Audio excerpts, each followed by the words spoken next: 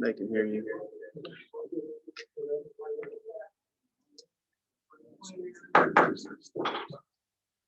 Go ahead and get the public hearing started. Tonight we're going to have a public hearing on some proposed projects.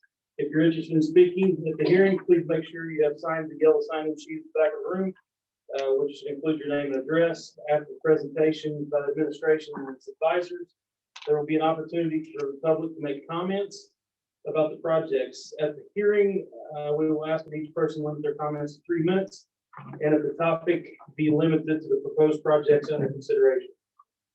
The notice of the public hearing was published as legally required in the Bedford Times Mail on June 4th, 2020. At this time, I'll ask Mr. Pittman explain the purpose of this hearing. Thank you, Mr. President. Pursuant to Indiana Code Section 2026-737, before a school corporation may spend more than $1 million to build, repair, or alter a school building that will be financed by a lease or bonds, it must hold a public hearing at which explanations of the potential value of the project to the school corporation and community are given. This public hearing and the adoption of resolutions is the first step in the hearing process.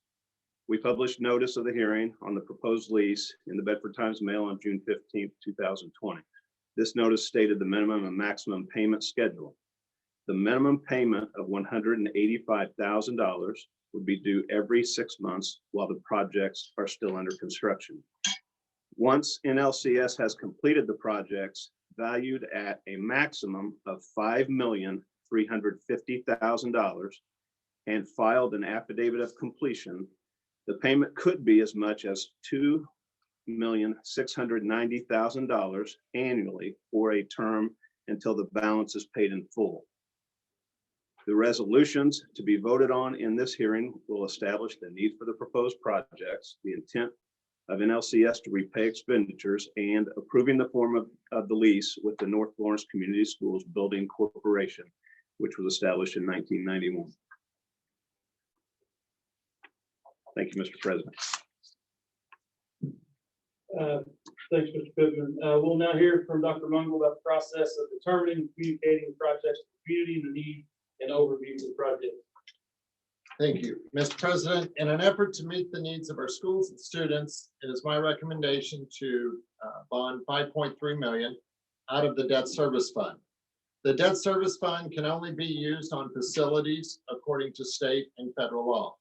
These funds cannot be used to pay salaries or other items related to the daily operations of our school.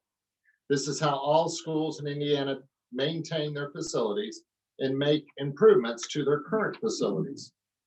Our debt service tax rate will actually decrease from what it was in 2019, and NLCS will be able to bond this amount without an increase to the debt service tax rate. The tax rate for the debt service fund will be at 0.34, which is already much lower than neighboring school districts at 0.58, 0.73, or 0.65. It is recommended that the maximum of 2.6 of the funds be used at the elementary school and 2.6 million be used at the high school. After meeting with Mr. Ritter and Donnie Zalman, we have determined the need to explore upgrades in heating, ventilation, air conditioning, and cooling, roofing needs, lighting needs, and also safety and security issues at each of our elementary schools. It is our plan to explore costs for HVAC work at Shawswick Elementary and evaluate other schools as needed. Air quality is a concern from a safety standpoint and something that we want to explore. Roofing needs will be evaluated at all of our schools, and we will determine the need of all of our buildings. Lastly, we will evaluate the safety and security concerns. The cost of these projects would not exceed $2.6 million. This will be done in our elementary schools, and we will report back at the July 2nd board meeting on those plans. In addition, we will evaluate the resources at the high school campus for athletics and infrastructure concerns at the high school as well. The items will evaluate the possibility of a synthetic turf football field, which would increase the usage for our middle and high school football games and practices. We would also allow the synthetic turf to play boys and girls soccer events on that field as well. Community youth football events, high school marching band practices and band competitions, and the possibility of hosting other drum and bugle corps or other events that were historically done in the past for the band and choir. We will also explore the resurfacing of the high school track, synthetic fields for softball and baseball, secure a place for our wrestling practices and improvements into that area. We will also evaluate the safety and security concerns at the high school. These items will be presented on July 2nd. The cost of these projects will not exceed $2.6 million. These are just recommendations that we brought. Obviously, this is the first step in tonight's meetings. We have not secured cost or know exactly. It is our intentions to present those, and I think questions that the board may have or presentations that you would like to hear at July 2nd on those different projects. As we continue to proceed for the elementary school projects, obviously securing an architect or going through those different steps as far as bidding those different jobs would occur just like it normally would in different projects that we would have. We would explore the different possibilities, obviously at the high school. I think first evaluating,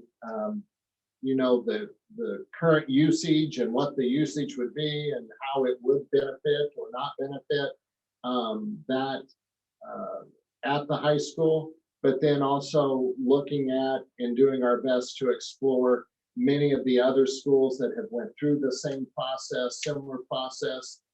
I do know, just like there's a state bid list, and so many schools are going through the process. They do have the synthetic turf on the state bid list through the Wilson Center, which is, I guess most would be much like when we purchase our school buses. Whether you purchase a Thomas bus or a Bluebird or those, they are on the state bid list. So we would explore those different options and bring those type of thoughts and comments to the board on July 2nd. It would not be something at that time that the board, is going to be expected to vote on. It would be a chance for you to learn and gather more information. And then we would come back at a later date before any vote would be taken, or if additional information, you feel would be beneficial to share before we would begin to proceed. Any questions?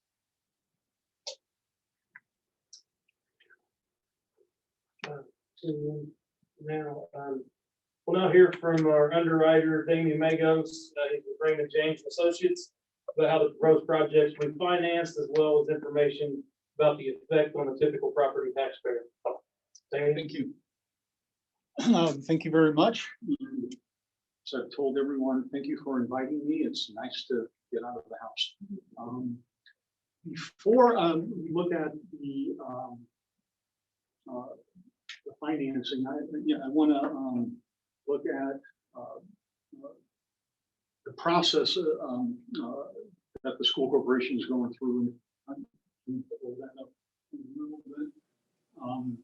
This is not a new process. This is the way that the community has actually financed projects going back to when I started working with the community, not only here, but down in Mitchell as well, back in 1992. And here's just a list of the financings that have occurred over that period of time. And the school corporation has utilized either one of three different holding corporations. And why are there three? It just depended on the project. One was, a couple of them were single. And then the other, there was also the multi-school corporation that did work on several. I think that was back in 2001, did work on various projects. So it was entitled the Multi-School Building Corporation. But it is this is the way that financings occur in the state of Indiana using local holding corporations or building corporations. So how are we looking at financing the $5,350,000? Bring that up.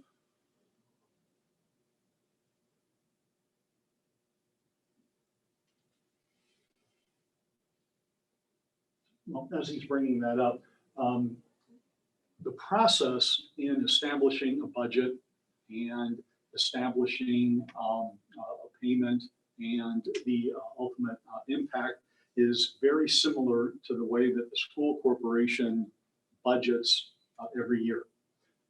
We look at setting a maximum borrowing, a maximum payment, a maximum term, and early on in the process, so that like Ty had mentioned, you're looking at several projects. You haven't really received bids yet. You're going to be receiving bids as the projects become a little bit more defined, et cetera. And so by setting these maximums, you have the ability to lower the project, lower the financing, lower the term, lower the payment. You can't, once we set these, if you were to approve the financing, we couldn't go over those. And so we try to kind of an umbrella so that when you ultimately get the, find the project, when we ultimately go out and sell bonds, when we lock in rates, then we will have the set amount. So just kind of pick this as a, again, these are all maximums that we're going to have to live under.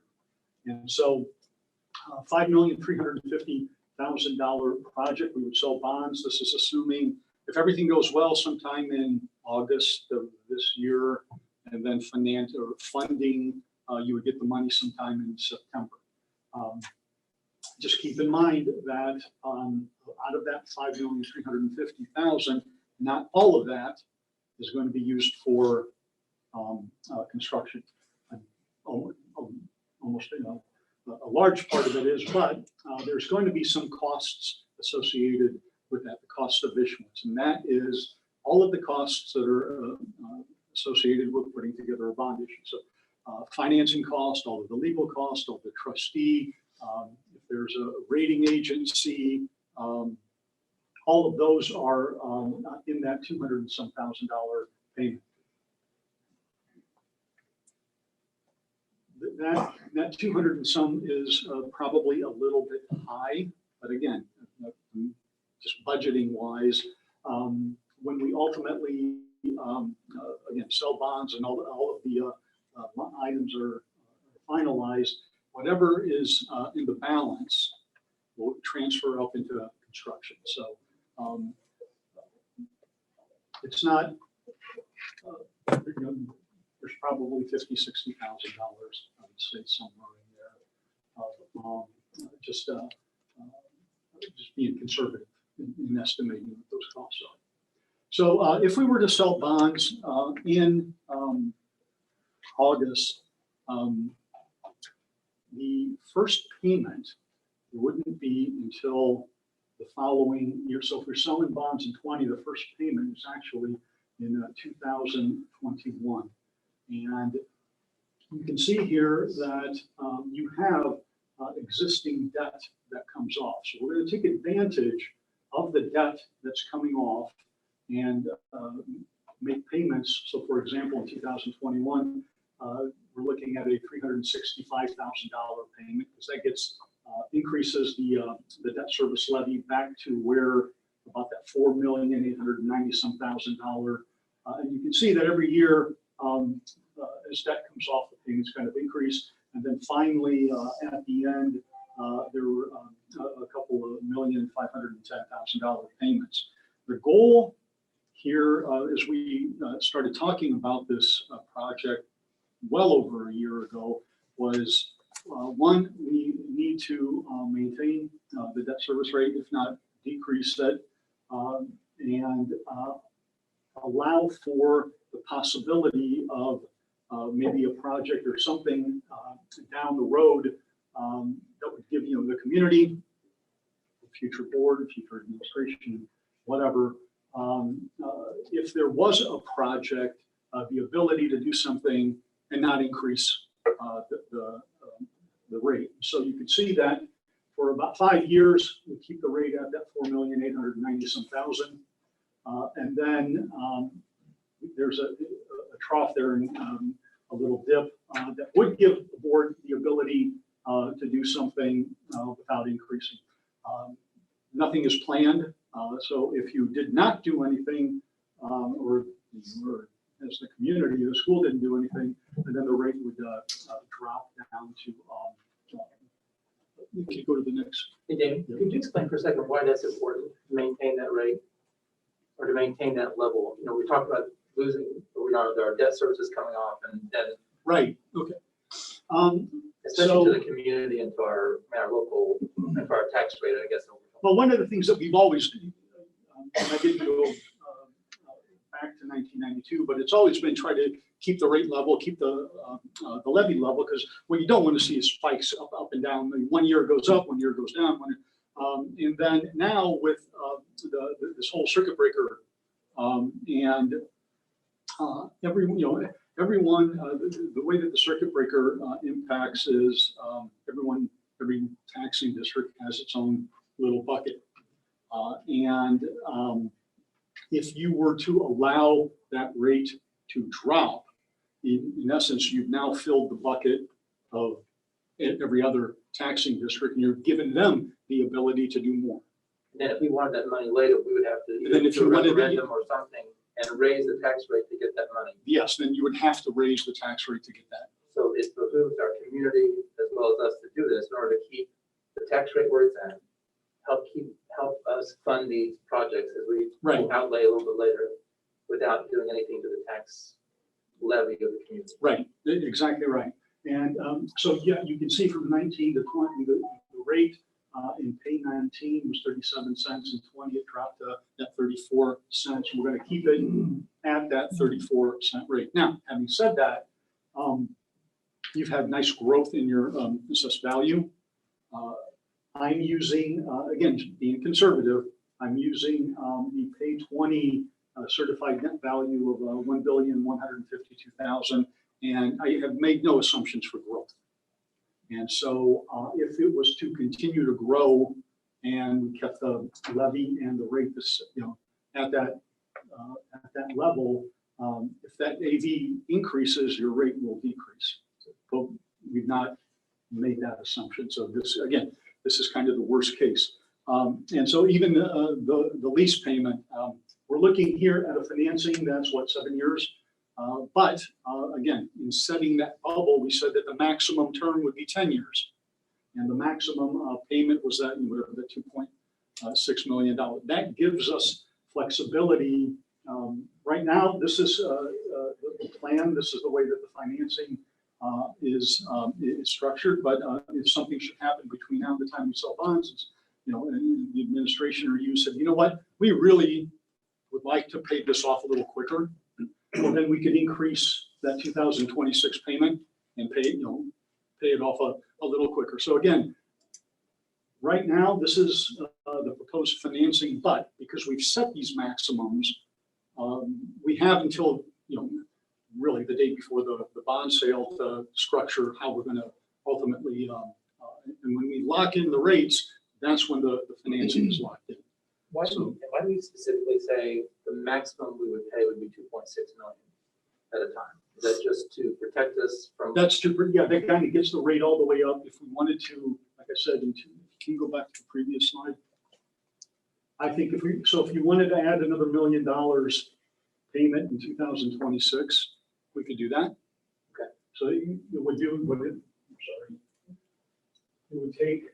we could take that payment all the way up to here. So we kind of move that over here if we wanted to. That gives us the ability. But right now, the way that it's structured is we're going to keep everything level. and then create kind of a little trough. And then somewhere out here in 2023, 2024, one thing with over the last 6-7 months, you've done a pretty good, or you've done an excellent job of trying to consolidate and facilities, et cetera, and then take care of the facilities that you have. School buildings are used, with the exception of the last 3 months, 24/7,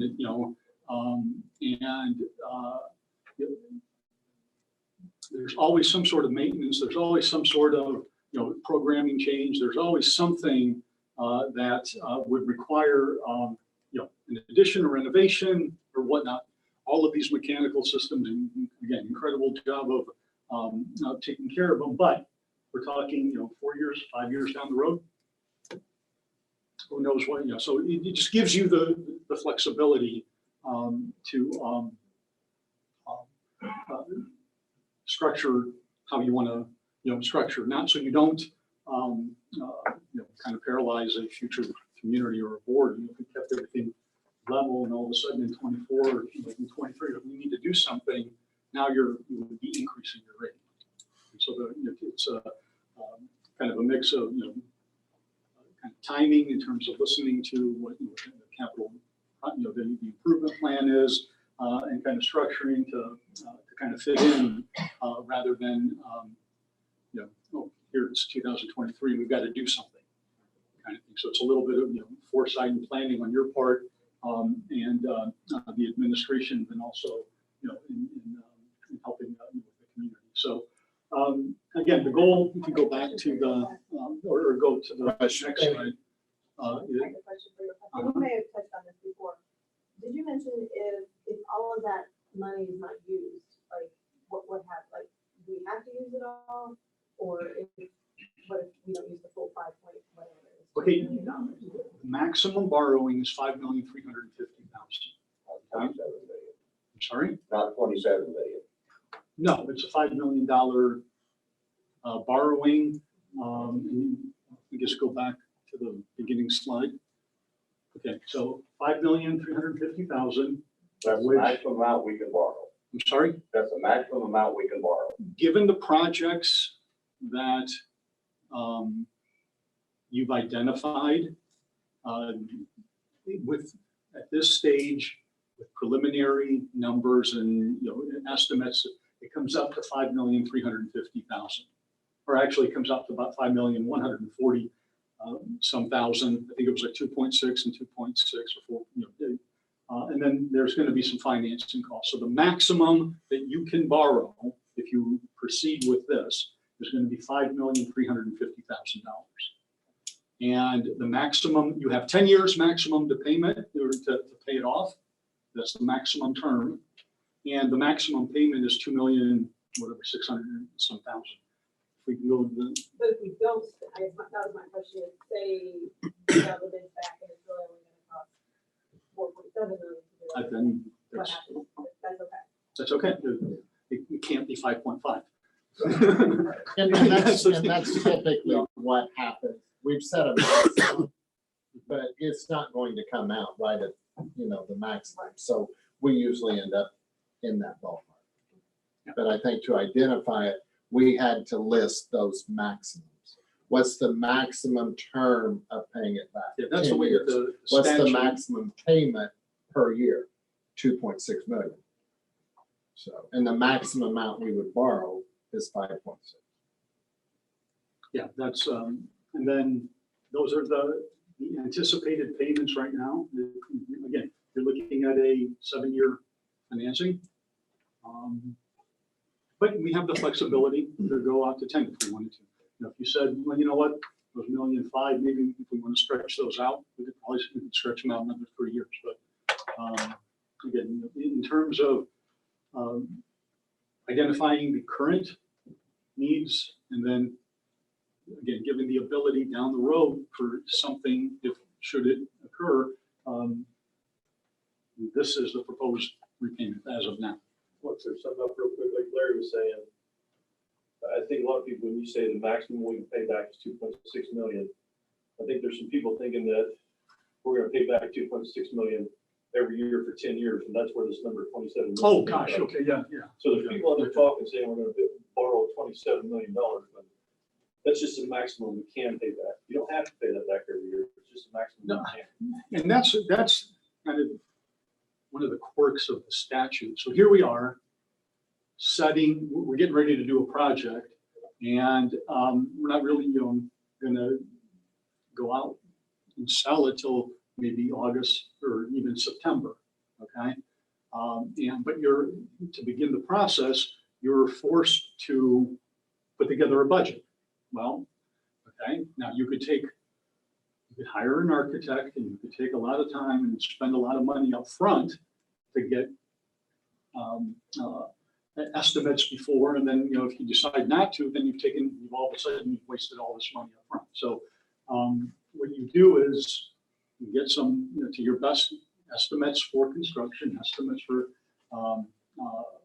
the costs, but again, very similar to the way you guys budget every year. So we set the maximum. This is what the bubble that we have to live in, okay? And then as the project becomes defined, if it ends up at $5,350,000, it ends up at $5,350,000. If it ends up at $4,700,000, it ends up at $4,700,000. We just can't go over that.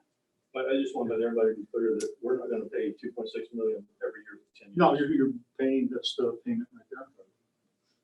So what is that? 3, 4.5, 6 million, I guess 5 million, 5.3 borrowing, total payment, 6 million-ish. My guess is probably historically, I mean, we haven't been through this process. I know you've helped other school districts, but during this time, is it historically low interest rates? Oh, my gosh. Yeah, yes, because I had this presentation on Monday, and we did if you look at, we were looking at from 2012 to where we did a refinancing for a school, and now rates are in the 1 point something range. So I mean, the additional benefit of doing it now is Yes. we're at a historically Since- all-time low yeah. interest rate.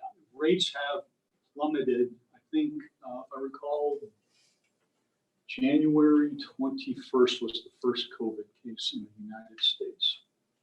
And the chart just, over the last 3 months, rates have and the Fed came out last week and said they're going to hold rates low again through 2022. So we're kind of down, and it's going to be this.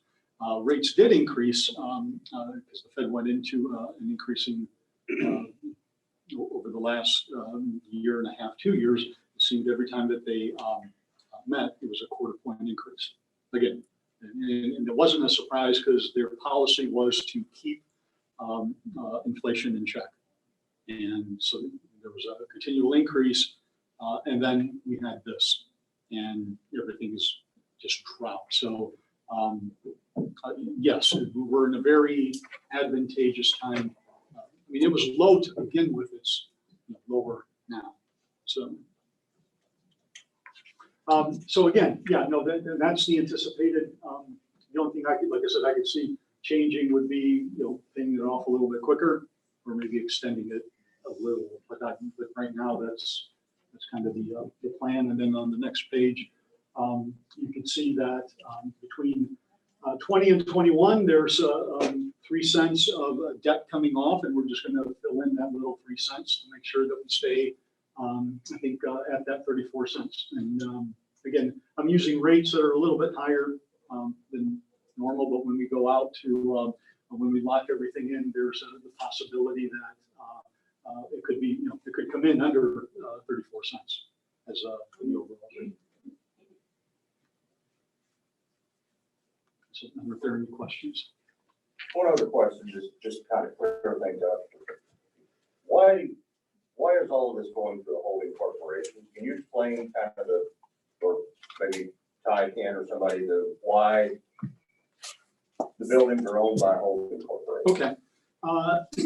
In Indiana, you have what is known as their there's a constitutional debt limit of 2%. So it's 2% of 1/3 of your certified net assessed value. Okay. And in your case, that's your general obligation borrowing. And so it's whatever that number is, less any current general obligation bonds that you have, gives you your capacity. Okay. And you do not have, we could have done it in, if you had the capacity to do that, we would have done it as a general obligation issue. You don't have that capacity to do 5 million. In fact, all of the bond issues and the projects that we have done have been under holding corporations because they've been over that capacity. So what that, and you are not, like I said, this is the way that financing occurs in Indiana, not only at the local level, schools, libraries, but at the state level as well. The state has the Indiana Finance Authority, there's the Building Commission, there's the Transportation Authority, and I call them holding corporations or building corporations, they're authorities. But the state utilizes the Finance Authority, Transportation, Hospital Authority, et cetera, to fund projects. So what happens is the holding corporation, which is comprised of local members, will issue the bonds on the school's behalf. The school will enter into a lease with that holding corporation, and those lease payments that the school makes are whatever the debt service payments are. So the holding corporation doesn't make any money off this? No, the holding corporation is just the local, I remember, I mean, some of the, I remember the. Yeah, they're local, the residents. Yeah, I mean, of the just some of the, Tracy Bailey was on one of them. I think Mr. Terrell was on one of them, going back, so it's just local people that act as members of the holding corporation, raise the money for the school, and then the school pays back. There'll be a trustee bank that's selected, and the school pays the trustee bank then pays the bondholders. So it's a conduit. It's a conduit financing. So yeah, no, it's just local. We use like 3 members, 5 members. There's 5 members of this, members, of this building corporation. It's Damon Bailey, Steve Miller, Stuart Raridan, Susan Gales, and Wynola Taylor are the 5 members of the And you're board of over directors. three, aren't you? Greg Pittman? You were involved with us. No, You're not? I'm not a member of the board of directors. Okay, your name was on it, so. I just, yeah. You can come up and ask that in a little bit if you like. Thank you. Good. Thank you.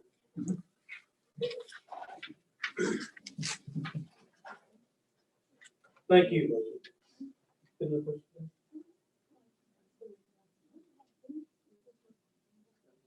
We did that, Here it is. Oh, There was actually. one Damien, that- when was the last? It's on this screen. When was the last time? That we did this type of thing. 17. 17, Yeah. 2017. And I think those are the bonds that are coming off. Okay. It was a short, and actually we did. That was a small enough deal that we did a general obligation issue for that one, if I remember. We'll now open the public hearing. If you'd like to speak, your name should be on the yellow sign-in sheet at the back of the room. As I mentioned earlier, we ask that you state your name and address, limit your comments to the proposed project financing, keep any comments to 3 minutes, avoid being repetitive if possible. Can I get the sign in?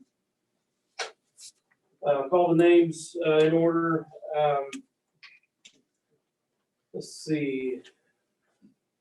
And this is just for, we're still in the public hearing part as far as comments. Yes. If any of the questions, be directed towards the superintendent, or Mr. Magos. Up first, Jeff Callahan, 1419 Oak Street.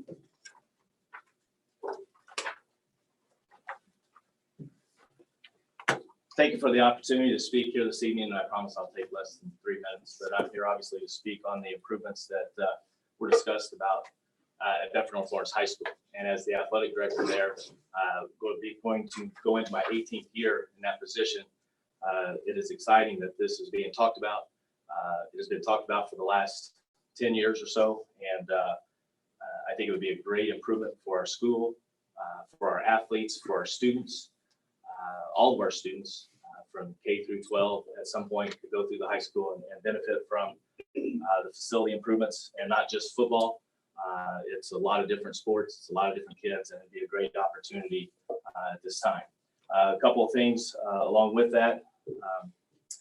A list of few schools here: Bloomington North, Bloomington South, Columbus East, Columbus North, New Albany, Floyd Central, Seymour, Jennings County, Jeffersonville, Madison, Martinsville, Southridge, Jasper, Evansville North, Evansville Central, Charlestown, and Evansville Wrights. All those schools are schools similar and some smaller to ours, have the benefits of artificial turf or synthetic turf fields. And I've got, just to end on here, a few things. When you go to do a project or anything, buy a car, build a house, whatever, you ask others who have done it and kind of what their comments are.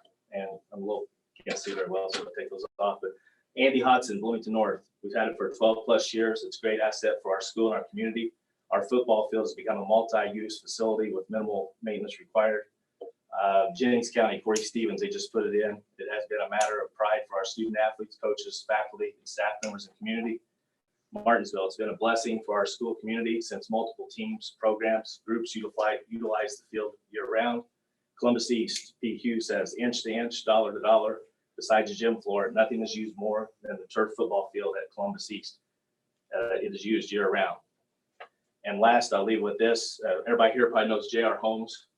J.R. Holmes is a basketball guy.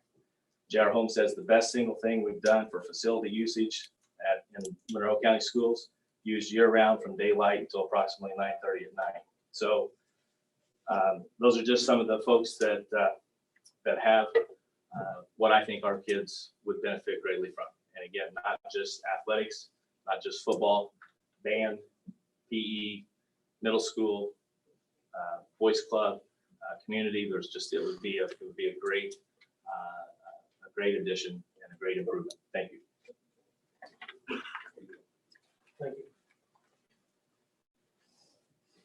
Next up, DJ Horton, 530 R Street. Hey, thank you for the opportunity to speak. I am a physical education teacher at the high school. I have been for the last 28 years. Also, I'm the assistant athletic director at the high school. Mr. Cowan spoke about the athletic aspect of this. From an educational aspect of this would be tremendous benefit to the school, to the high school, not just physical education, but to the entire school.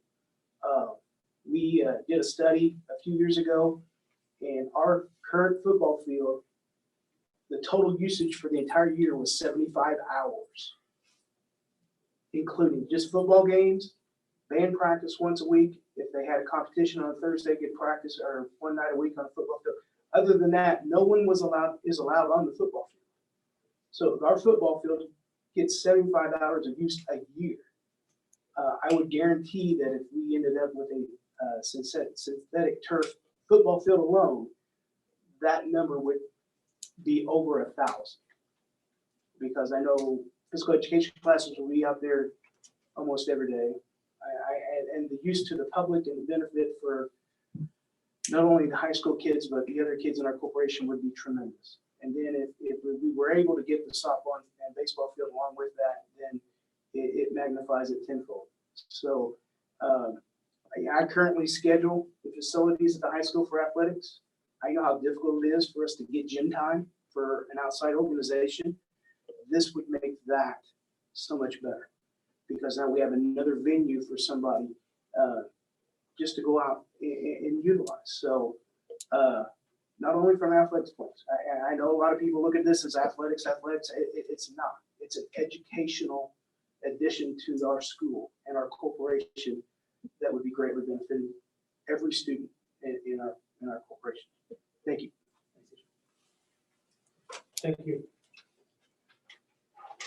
Next up, Eric Berger, 17 Woodlawn Village, Mitchell.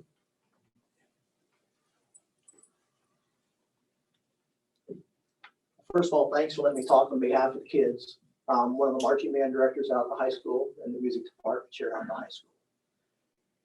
I always have a lot of blessings I deal with every day. And one of those is I do a lot of clinics, rehearsals for surrounding schools. They hire me to come in and help them get their kids ready for more competitions and things. And two things I get from those visits. One, I'm more thankful for our kids. Two, I wish our kids had what they have.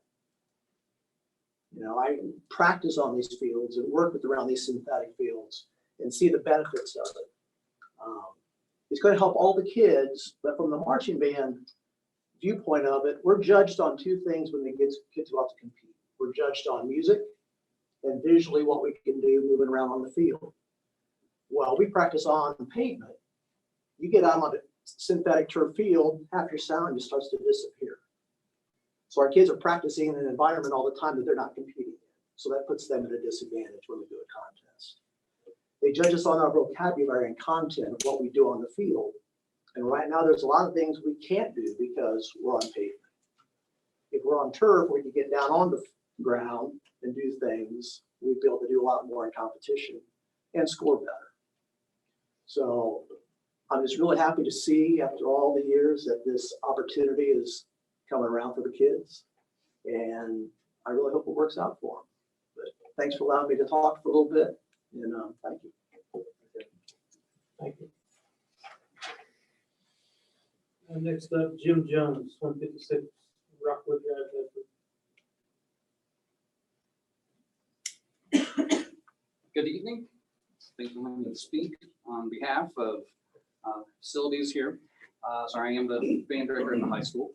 And Sarah, not only is this going to be something that's going to asset for our students, Sarah, that's also way back 2001, 2002 in there. Sarah, Bedford North Lawrence used to host a region contest, which would bring in about 36 bands. Some of those bands being as big as 200 people in those. And you take those parents and put them in the stands. So economically, these people are going out and hitting restaurants that are here in town. I can't say right now that we've had that. I've sat on the state board. I know the very first thing they'll ask if we put in for hosting a state level contest is they're going to say, do you have turf? And the minute we say no, they're like, well, sorry. So it's the number one thing that we look at. Hopefully down the road, if we would proceed and get this, that we would be asking them to consider us to be a host again. And those people will be coming back in town and making an economic impact on things. So just another side to be looking at this. And I'm sure with the other groups coming in, being able to host soccer things and all that stuff, I'm sure, again, that's going to bring people into town and spending money. So it's going to benefit the whole town, not just Bedford North Lawrence. Thank you. Thank you. Last up, Rob Phillips, 1411 Spencer Pike Road, Springville. You can finally read it. I had a hard How time. about you read it then? Had a hard time with Spencer. Okay, I just got a few questions. I'm glad to hear what Rusty said, because that answered one question. It's not gonna be 27 million. So that's a good thing. That's what I was here to hear about that. So it's a potentially $6 million outlay if we let it go all the way and not pay it back. Sorry. It's a potential $6 million outlay, taxes, being paid, the bond or whatever. The bond for all this work we want to do. Yes, after interest. with interest. Yeah, yeah, roughly, yeah. Just like financing a car. Okay, so I got that right. Okay, the 2017 debt's supposed to drop off. What would that have lowered our taxes if you didn't do all this stuff? You want to do these renovations, I think the that actual would have turf and all been that? You guys know? the 3 cent. 3 cents, that's all it's going to be. Does it always do that, or, but it's because of the circuit breaker though, that money then will be available for someone else to take. Right. So likely will not affect your taxes. But you kind of answered that too when you asked those questions. Right, so what happens, so if it drops off, because there's a certain amount of money left for our county, let's say. Let's just say it does drop off and we don't pick it up. Someone else in the county will pick it up because it won't affect the tax rate at all. Okay, So by doing that, then what happens is the tax rate stays the same. That monies that could have been to the school corporation will go to whatever, county government, I think, not city, but probably county government, or whatever they want to put that toward. Well, I'd heard in earlier board meetings that we need to do something before it dropped off, like maybe doing the vocational school build or something. So what else? Yeah, I'm sorry. I know. It's always gonna be the no tech. It always, because that's where I went. Career center. So what is the rest of my bids going on? Just renovations everywhere else? So we're gonna present that at one point. Not yet. I'm too early on that.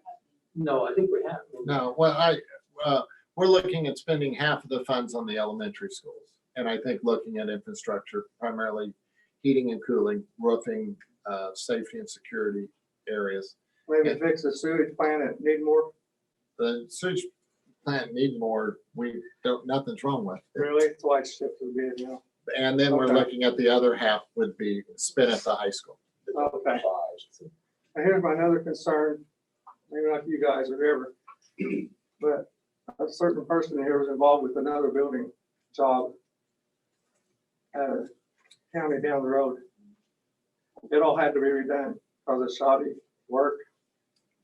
Are we gonna have guarantees that it's not gonna be, you know, we got reputable contractors or whoever's gonna be, because they had to redo the whole face it at Eastern Green. That's another false accusation. I was not part of that. The building Okay. was done and completed. I filed the lawsuit to get the building repaired. Okay, I appreciate that then, because that's. And it's just like finding something in the paper that we're buying 27 million is just complete false information. And Rusty kind of answered that for me too. So, because it looks like that. Any How do- comments or accusations, Roger? No, well, I got a question. How do you, also, It's your public comment. if you own a business, I know we got a corporation with this and the school, how are we're gonna borrow money, but we're gonna collect money off the other group? How does that work? When I read what Larry posted in the paper, how do you, I posted in the paper. well, you had to put a thing in there about comments or coming up in July or something. I don't have it. What- You signed the public notice. Sign the public notice. So that's, how do you, I mean, can I go out and do that? I don't How do you understand get your the loan of question. money and then you go back and say that this other side, this corporation or school charges them for the money back? You're talking about the holding corporation, right? They don't charge us anything. Okay, It's, I mean. that's how I read. understand. I just read it one way. Yeah, I mean, you can explain that more about the holding corporation and. Yeah, so the holding, holding corporation, and then Greg can help me out if I missed something. Sure. We'll take possession of part of the building or that will be the security for the bonds, okay? And so the school will enter into a lease. So Yeah, the lease. for that will be whatever the payments are. So the holding corporation issues the bonds, school enters into a lease with the holding corporation. The holding corporation will take it as possession part of the high school or the It's a other part of the nonprofit, project. nonprofit Yeah, group too. Yeah, it's all, this is all, it's a not-for-profit, again, local taxpayers are on that. And so it's on the visionary board. And then too, committee. the lease runs for the term of the bonds. And then once the final lease payment is made, then the building comes back to the school corporation and. And here's what I'm really disappointed in. We're broke. We're not about being broke. We shut the elementary schools down in the rural county. I'm beating a dead horse. We shut them down. Now we're gonna spend this money on AstroTurf. We could have kept the schools open. Okay, so Robbie, one thing that Ty mentioned earlier, we cannot use, so the monies from this 5.3 million cannot be used to pay salaries, teachers, anything that we must use it on capital expenditures. So it would be like fixing the road, fixing things. What if you needed tires on your vehicle you drove and demanded someone to do it? If they didn't, they got fired. I'm not sure what that means. I know you don't need it. Thanks, Robbie. Your 3 minutes are up, respectfully. All right. Thank you. Anyhow, That's the last I'm done. comments, Thanks for letting me talk. please. Thank you. I appreciate it, but I still don't get it. We'll spend all this money and shut down our rural communities and towns and schools. It's sad. Robbie, so with respect, Robbie, I mean, this money that we're looking at acquiring, well, we cannot pay our teachers, we can't do things within the school system with the monies that come from this lease. I will never say teachers don't need more money. I know Eastern Green pays was about the same. I was told they weren't about the same from the superintendent also. So I'm just saying, Robbie, I respectfully ask, this is the public hearing and. to I'm just speak on telling you, I do not financing. trust what's going to happen here. So thank you to all who participated in the hearing. We appreciate your time and interest in the projects for the future of our community. Please note this is just the first step in the legal process. The board will continue to work with the administration and professionals to look for efficiencies to conserve tax dollars while meeting our educational needs. I would suggest to save tax dollars, you can get rid of a whole bunch of directors. Please. You'd have 22% above what the state says is 15% for leaders, directors, administrators. Robbie, At the top. respectfully. You thank told me for to your- sit down. Thank you for your comment. Mr. Pittman, could you please You guys brought summarize in the a real project, good leader. Not. the project resolution for the project? Sure.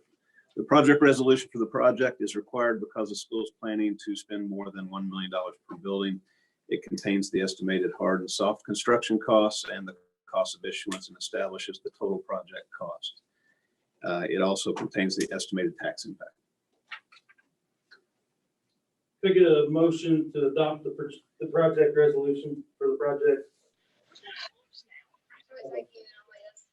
Curtis makes a motion in a second. Mr. Arnold seconds the motion. Questions on the motion? All in favor of the motion, show of hands. So just to back up just a second, what are we voting on? What are we voting on right now? You're authorizing proceeding with issuance of the bonds and this process. There's more pieces to the process before we get to that point, but this authorizes moving forward with the steps to borrow the money and issue the bonds. Okay, so we're not voting tonight to put AstroTurf in No. there in the county. No, Okay. it's one of the projects that's going to be, as I understand, is going to be presented to you for consideration. Along with many other projects to come up with $5.35 million. Correct. Thank you. Any other questions? All in favor of the motion, signify by saying aye. Those opposed, same. Aye. That was Jeremy, wasn't it? Somebody sing the light. I'm sorry. I'm sorry. Ask him to clarify. I voted yes. I voted in favor. It was a delay.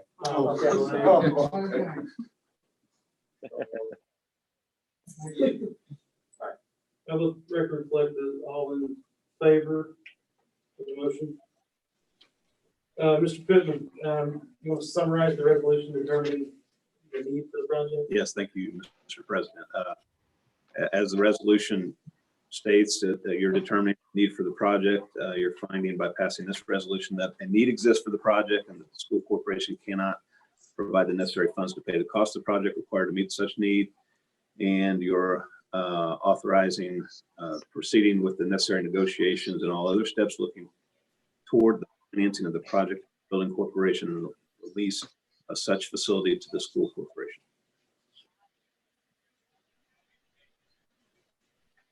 Take a motion to adopt the resolution determining the need for the project. Harrison makes the motion in a second. Dr. Gertis seconds the motion. Questions on the motion? Just to clarify, if we did not go through this process and this debt falls off and next year we need, or and had a bunch of major projects at several schools, where would we get that money? What would we have to do to get that money? Well, if it's over the $1 million route, we Take over the- would have to go back through a similar process. And then if it needs to extend past what our tax rate would have dropped to, we could possibly have to go back through a referendum process. Would take, that would be on November, and it would take a majority of the constituent pass. Or even if it was something as simple as HVAC and roofs and not a curb or any of the extras. Correct. Basic maintenance of our school. Yes. Because it's facilities. Any other questions on the motion? Seeing none, all in favor, let's have a show of hands.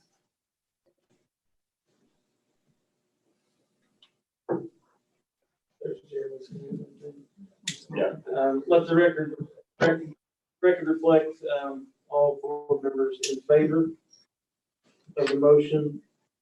Motion passed. Mr. Pittman, please summarize the reimbursement resolution. Thank you, Mr. President. The next resolution is a reimbursement resolution relating to the financing of the construction project. This resolution permits the school corporation to reimburse itself from bond proceeds for any cash which it might spend on the project prior to the closing on the bonds. It is required by federal tax law in order to preserve the school corporation's ability to reimburse itself. I get a motion to adopt the reimbursement resolution. Garrison makes the motion in a second. Mr. Arnold seconds the motion. Questions on the motion? Seeing none, all in favor, show of hands.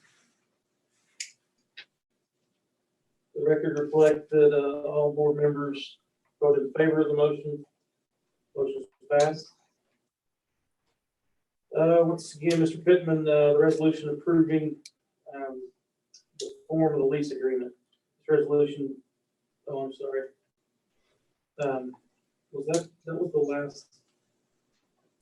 We've got one more. That was the last one. One more.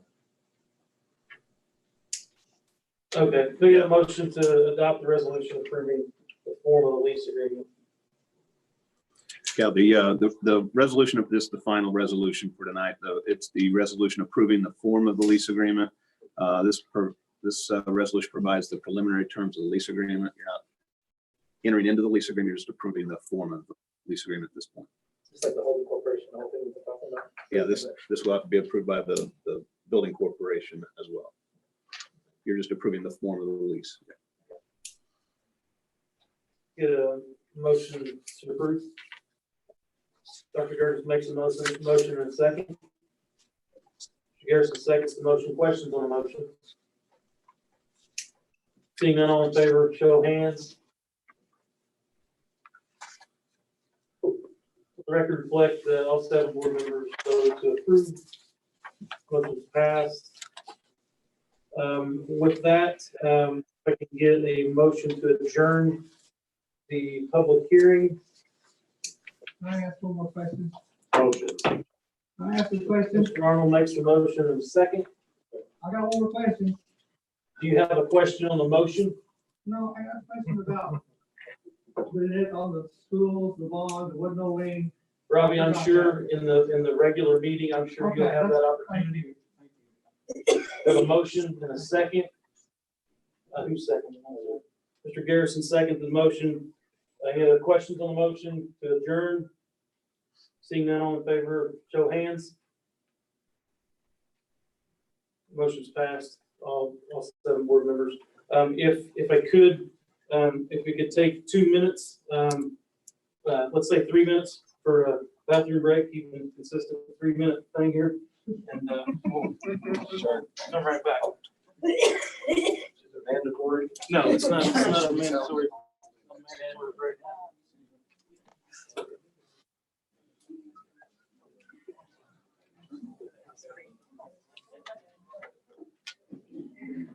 Get a copy of that rate.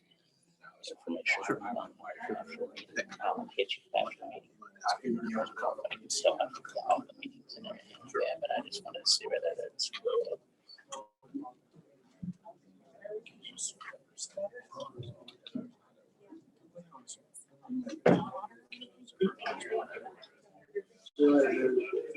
I'm gonna get under stress and repeat myself, not repeat myself.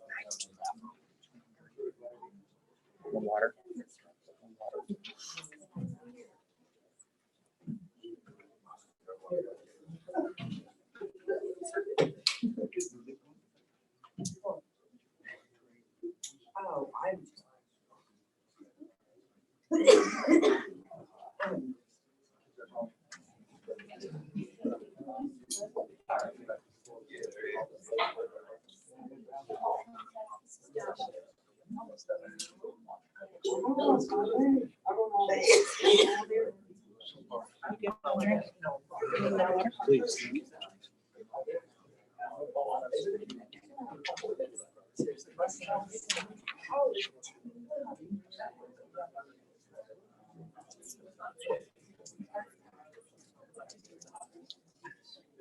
It's like a little bit of data and a lot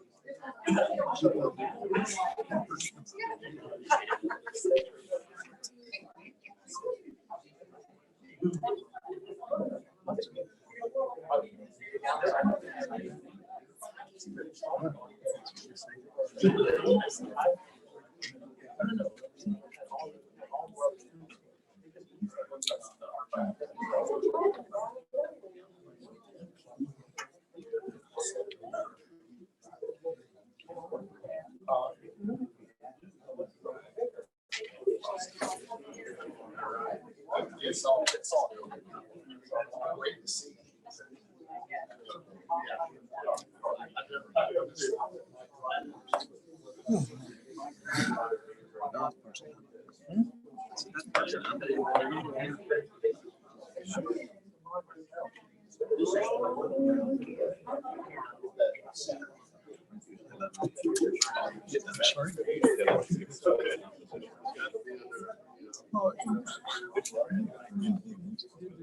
You wouldn't.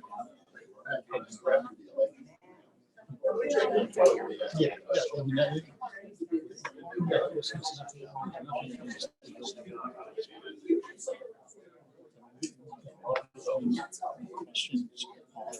Right. What? Yeah, I mean, so you run into that. Yeah. And it's, yeah, well, yeah, you have certain buckets, and those buckets are used for, you can't, if you've got a surplus here, you can't take those and go over here. Now, to some extent, they did in the operation fund, they can buy bus and capital garage. So we used to have 5 funds, now there are 3 funds. Okay, but this still is completely separate. All the same. You can't take this and go, once he did that, we got in trouble. Yeah. So, so that's what's the hard part. How can you sit there and do this after you, and it's, they're completely separate.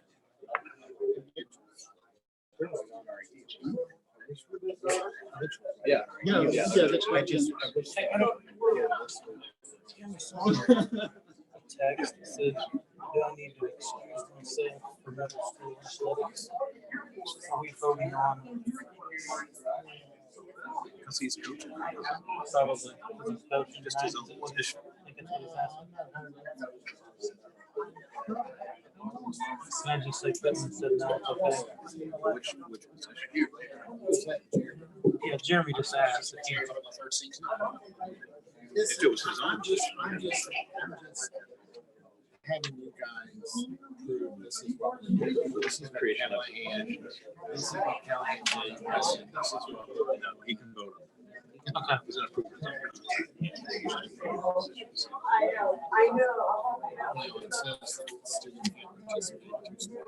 So I say, you're not approving your contract, right?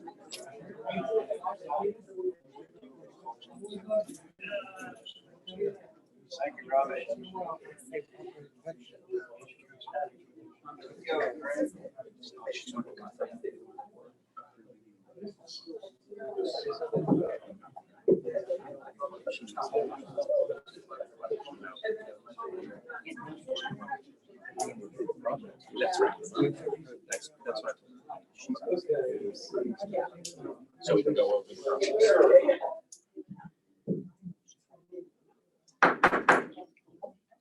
We'll go ahead and call the meeting to order. Let the record reflect that all the board members, all 7 board members are present.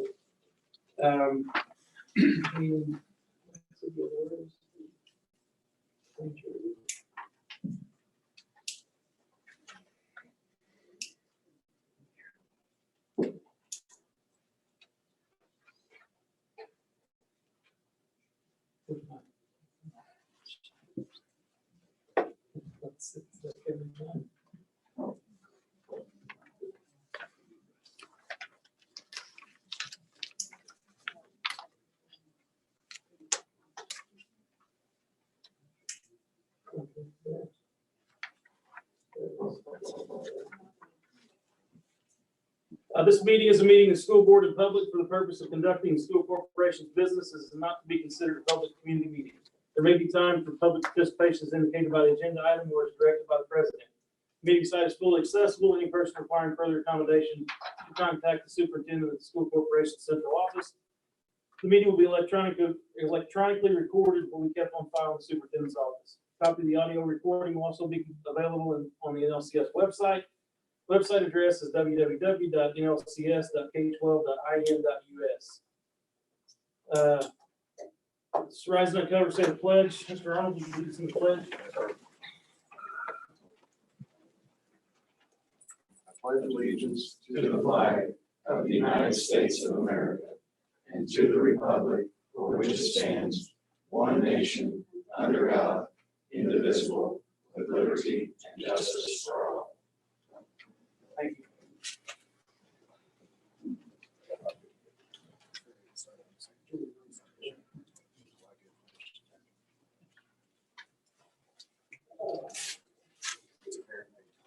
A review for approval of minutes, executive session memorandum of May 21st, 2020, the executive session memorandum of June 4th, 2020. Get a motion to approve.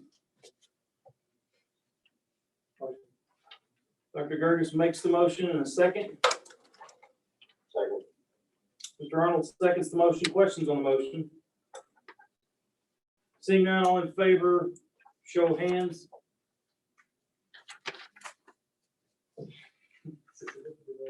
I'll let the record reflect that all 7 board members voted in favor. Motion's passed. Next item, person to address the board relative to the agenda. If you wish to make public comments on items relative to the agenda, please place the completed comment card on the podium. As a reminder, during public comments, the board and administration will not be answering questions. There's a 3-minute time limit.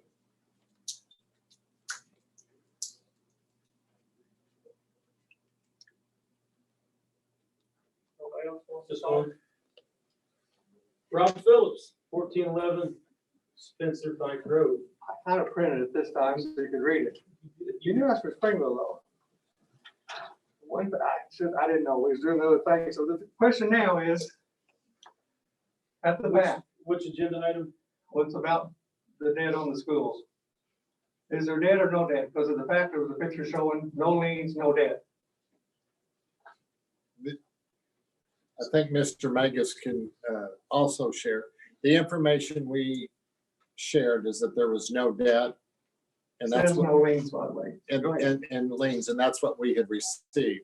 Once we researched and Damien can speak to it, when it was refinanced, Okay, the Fayetteville and the Springville still has, is being held with a lien on that. It can be transferred to the properties that there's no lien, like a Parkview or a Lincoln or a BMS or that's good to know. an Olytic, Yeah. those schools.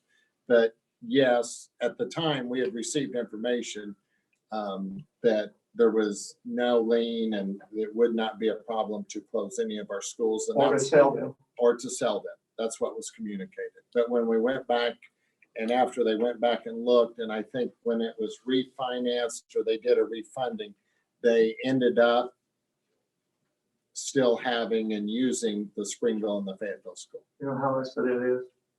Well, it's all tied together. Mr. You know, Ramos, would you like to make a? Is that, Comment? Thank you, sir. So as you can, the one, the initial slide, there were multiple financings that have occurred over the years. And as I said, using holding corporations, several, whether it was holding entire buildings or pieces of building or whatever, were taken as collateral. It was almost a spider web of financings and which building went to what, and with each project. And so I think initially that I think as we had understood it, there wasn't. However, when one of the refinancings occurred, I think there was some a release of, but there's still portions of some of the school corporations that were still tied. However, going forward, it is not a problem to release those. And I think as Dr. Mungle had said, to put it into a building or something that's not tied in. We have to be careful in that when we did the debt, what we had relayed to the bondholders, we have to make sure that the security, et cetera, is still in effect and still protects everyone's interests. So you're able to move, release certain portions and assign to different school corporations. I think that that's going to be the ultimate step, I think. Greg, is that? Yeah, I mean, there has to be sufficient collateral to secure the debt. And so part of that process is going to be to substitute in other collateral for those before they can be disposed. It has to be done. So we talked with bond counsel, Jane Herndon from Ice Miller, and she's aware of it, working on it. Okay. Before those buildings can be disposed of in any way. So why is there not a lien on Helton And Bill? it's not a complicated, difficult process That like this hasn't- bond issue, switching out the collateral. Sorry to interrupt. Right. Sorry. Why is there not a bond on Helton Bill that hasn't shown interest in another school or charter school, excuse me? What's very convenient. So say it again, sorry, Rod. Heltonville don't have any bond on it or loans, what I'm It trying did, to say. it did originally when those were constructed, but over the course of time, those bond refundings, that it doesn't anymore. So It fell off. it fell off. So if the schools, still Northwest system, they're not sold, when are they supposed to drop off? How much debt are they at? We don't even know anything, because you all knew as much as we did at the pack, showed no liens. I mean, so when, The only thing that's left in terms of debt is the 2013 refinancing and the 17 bonds. There's some common school fund money that's there's a common school fund loan. If you go to page 3, you'll see so what comprises the debt service fund levy, small portion is fees, temporary interest, textbook, that's kind of this little here. There's a small common school fund loan. I think it's a technology loan, if I remember correctly, that was in 2024. First purchase of Chromebooks. Then we have the 2013 bonds of the refinancing. That's that, and then the 2017 bond issue. And that's kind of vague because it doesn't show what it went for. I mean, it shows the number of the money, I, but it doesn't show items. 2013 You know what I'm saying? refunding was the 2003 bonds. And When the nonprofit was first, Sorry? when the first nonprofit was formed in 2003, that one that was, yeah. and with Damon and Steve Rarigan that was on the advisory board. Whatever his name is, Steve, some associated products. In terms of what exactly, what that project, I mean, I really can't.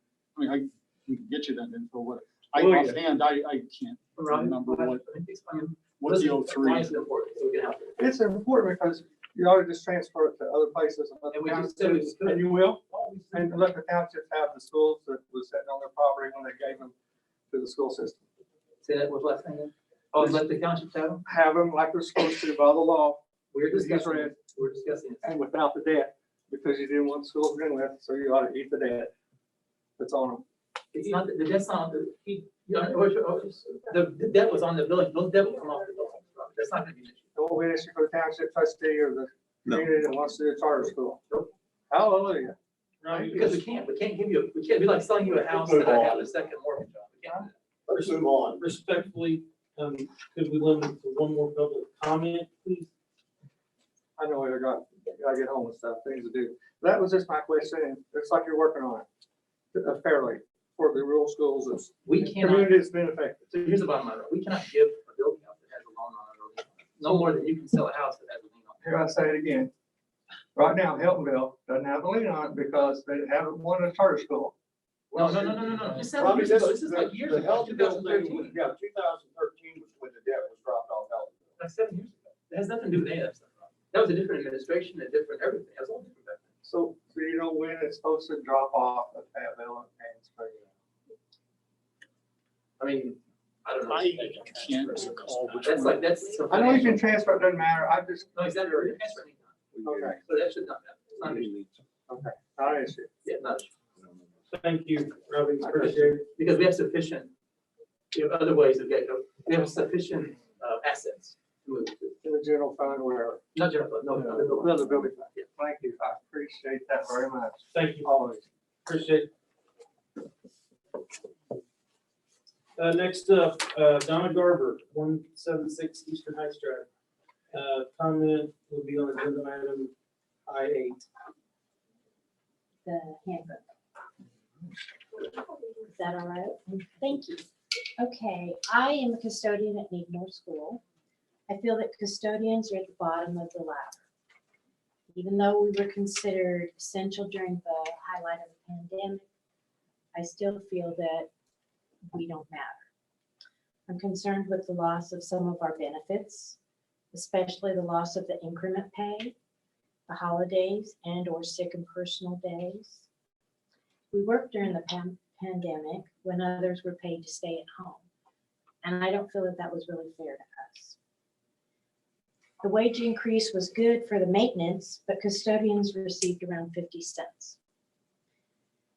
After almost 10 years, we waited 10 years for a raise. Some of us have been on the job for 20 years, and that's a lot of experience. Wages had to be increased to around $2 to get people to come to work for North Lawrence because nobody wanted to work for us because it didn't pay enough. But what about the people that have been there for a while? You know, what about people like me?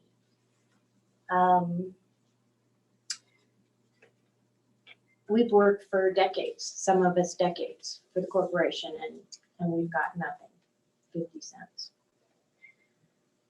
You know, there's no compensation. This used to be a great place to work, but now insurance is outrageous. We have to print our own pay stubs and papers to show us, you know, how many days off we have and everything. Target has increased their wage to $18 an hour.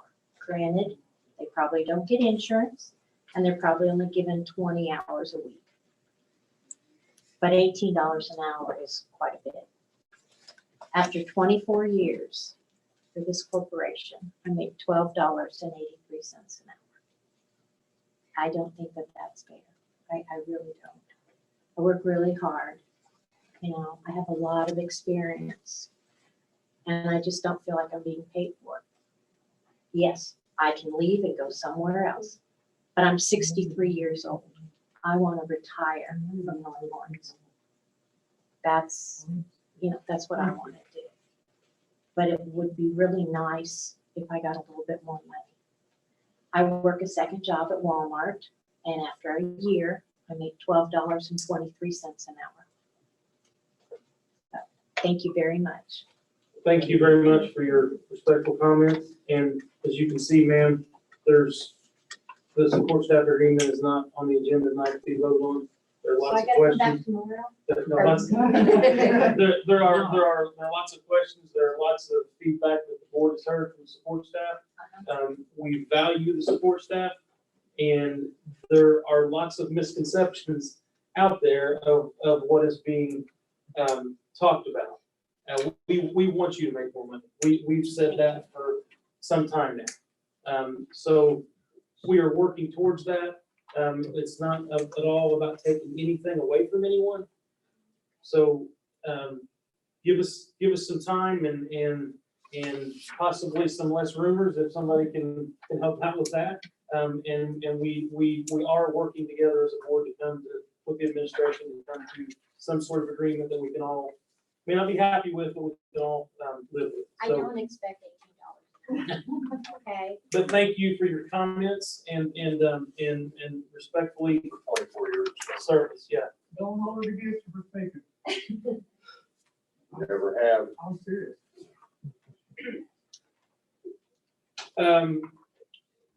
Do we have any other persons to address the board? Let me just bring it to you, or you'll give it to him. Sure. He's younger and skinnier, so. he can Thank hear you. a lot faster. Thank you. Ed Bay, or go ahead, state your name and address, please. Hey, it's Edward Bay. I live at 2550 Oak Ridge Drive in Bedford. Thank you for the opportunity to talk to you. I don't really have a question, and I don't think I get to ask one anyway. It seems to me that and this addresses the session earlier, and I apologize for that. I didn't get in on the yellow sheet. It seems to me that this is a workaround to what the board tried to do 2 years ago when you tried to build an athletic center or an all-purpose center or whatever it was. Totally different. Well, you're buying AstroTurf. Well, we were spending $23 million on a sportsplex, and that was going to be financed by a bond issue that would have raised taxes. Well, I would encourage you to add And it was this voted as a down. referendum and let the voters speak. Because you're not giving them an opportunity to speak. And this, to me, this is a workaround because you are adding something new. You're adding new features. This isn't just maintenance. This AstroTurf requires a lot of maintenance. You haven't talked about that. That is what's going to be discussed down the road in the next several meetings. Well, I realize this is the first step, and I won't move beyond that. But I would just encourage you to put it before the taxpayers. And I would also encourage you to be a heck of a lot more transparent than you guys are. I mean, you have confusion everywhere. You're talking about rumors all night long. You wouldn't have rumors if you would be transparent. I mean, if you need to live stream it, live stream it. If you need to publish it in the paper, publish it in the paper. If you need to send home notes with children, do that. But at least be more transparent than you are. I've asked several of you questions by email and cannot get an answer. Thank you. Thank you. If you talk to me, I appreciate it. If you talk to me, I appreciate it.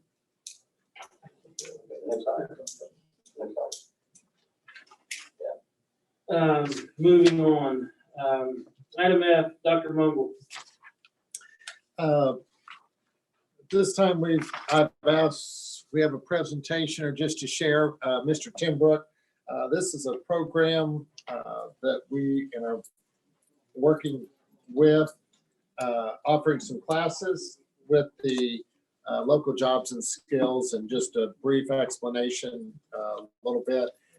We did allow this week, I think General Motors is actually using our Career Center a little bit, small groups, just to do some training for their employees.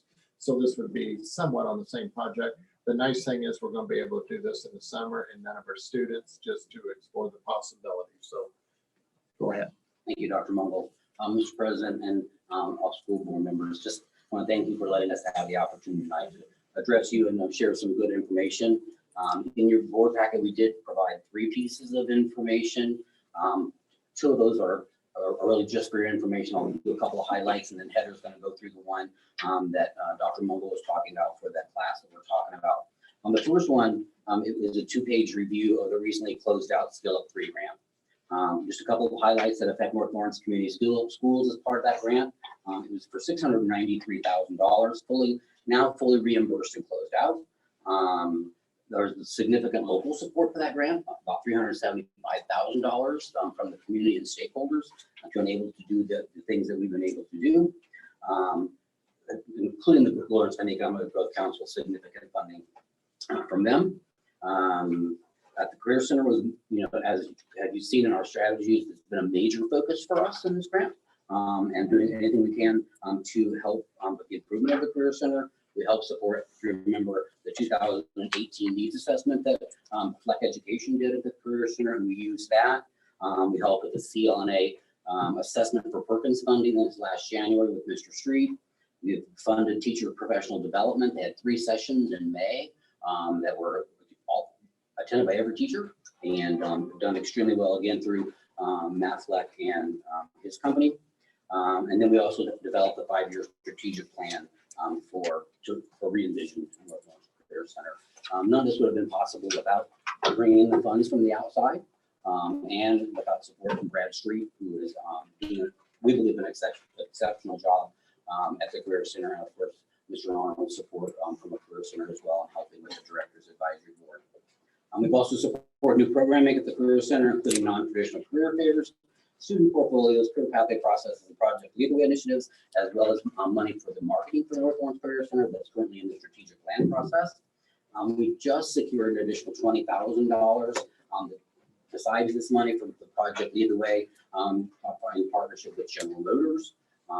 We also contributed nearly $400,000 in new equipment and resources in conjunction with local partners. Overall, the effort benefited North Lawrence Community Schools by well over $600,000. And we certainly are grateful for the partnership with the school system. And again, especially Mr. Street and the administration that have just let us work with them side by side during the last couple of years. Speaking of the future, the Lawrence County Coalition has developed a future strategy for the community that also continues to involve North Lawrence Community Schools and the Career Center. Part of that request, or that strategy, is a request for funding from the Regional Opportunities Initiative, Ready Communities Fund. We've again already received significant commitments from stakeholders in our area to support this grant. The concept is a workforce system called Lawrence County Works. In your packet are more details as far as that goes. We are just in the beginning stages of that.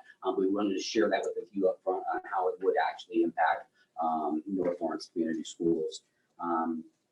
And as Dr. Mumble said a few minutes ago, the real information that ask that we want tonight or to relay is our introduction to local jobs and skills program that we've been working on for about a year and a half. And finally, we think we're ready to go and really sharing the information with you is the final piece in the puzzle. So I'm gonna turn over to Heather Nash. She is our program manager with the Growth Council, and she'll share that information. Thank you. So you've seen your handout. There's a pretty good overview on one side of the intro to local jobs and skills course, and then a sample of the actual schedule of the 3 weeks on the next page. So this is a culmination of all of our adult education outreach. So this is for folks who do have a high school diploma or high school equivalency. Right now, our first audience is referrals that are handpicked and selected from our justice involved system. So everyone, there are no violent offenders, all compliant with drug testing, and our funding also allows for SRO to be on site. So we hope next summer, pending no viruses and crazy situations, that we can open this class up to the general public as well. This was just the best place to find the first cohort of people. So we have funding to train 50 to 70 residents. And this won't give them any industry certifications, but it gives them a great general overview of construction trades, precision machining and welding. And then there'll be some interviews to go along with it. So some of these folks might actually walk away with a job. Some might walk away signed up for the next level job training that the state is helping fund. So you read over it, but really just here to answer any questions. I know this has been in the works for a long time, and hopefully you all have heard that it's coming. But yeah, we'd really just like to select 3 weeks in July to kick this off at the Career Center. So what you're saying is, if I decided I just wanted to learn about welding, can I take this course? No, because you're not on probation. Are these all people that are on probation? The first cohort is. You don't know. He just got off probation. Yeah, we haven't put any parameters around who to turn away. You know, if anyone is overqualified or already making a decent living wage. This is like a learning, so this is really for people who really intend on trying to do something. Right. And this parameters of what you're teaching. Right, and we're going to provide lunch. Every candidate is going to come away with a hard copy of a resume and a thumb drive with a digital copy as well. We're going to go through the soft skills, and then we're going to feed them every day, so they're captive and don't run away. And then they're going to get a stipend, $250, and we're going to have a graduation ceremony at the end of 3 weeks and invite community leaders and really try to celebrate what people are trying to do. And I think one thing most exciting, and you may not realize, but the number of business leaders, the Institute for the Laborers Union, several of our largest employers in the area are part of this committee and are really supportive.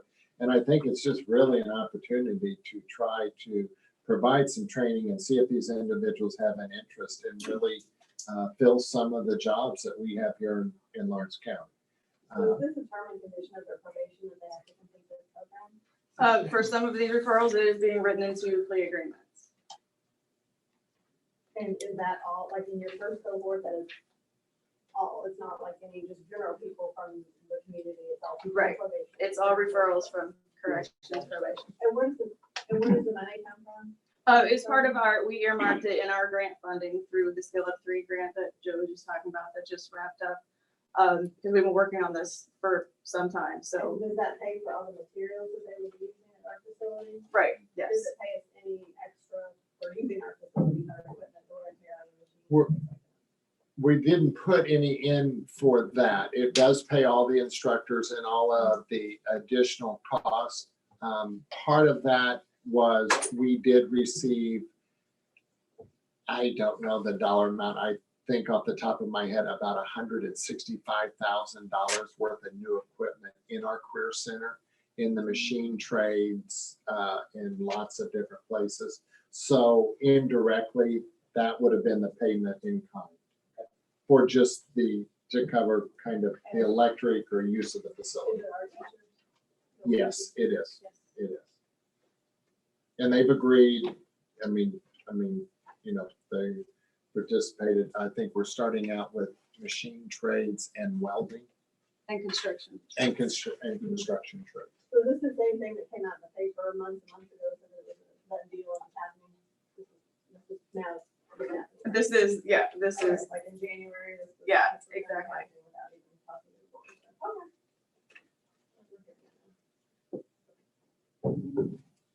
So if we have enough interest and these people complete the classes, will there be any opportunities for expanding this to night adult ed classes to further their learning so they can possibly get a higher skilled job? Is that Is that something that's in the works, or is that something that you would consider doing? Yeah, we would love to expand it. In fact, we're already talking about nursing assistant exposure as well as HVAC jobs. But teacher availability has been, that's kind of a constraint. So, and depending on this demographic, it was all just general public with, no justice involved history, it'd be much easier to roll into the facility, but that's why we're trying to keep everything completely separate. One of the things that was missing in the past from adult education in the county is they would schedule classes for welding at the Career Center for Adults, cancel them every time because there wasn't enough people to fill those classes. They canceled them for 3 years in a row. And so we had to find that funnel, and this is our way to find that funnel to get that process started. Otherwise, we're at the mercy of just trying to communicate in the community and to find people to go to a class. So what makes you think this would be any different once this cohort goes through, and then you would want people from the general community with no criminal history to be involved? How is that going to be any different than 3 years, these past 3 years when you're going to start these classes? No.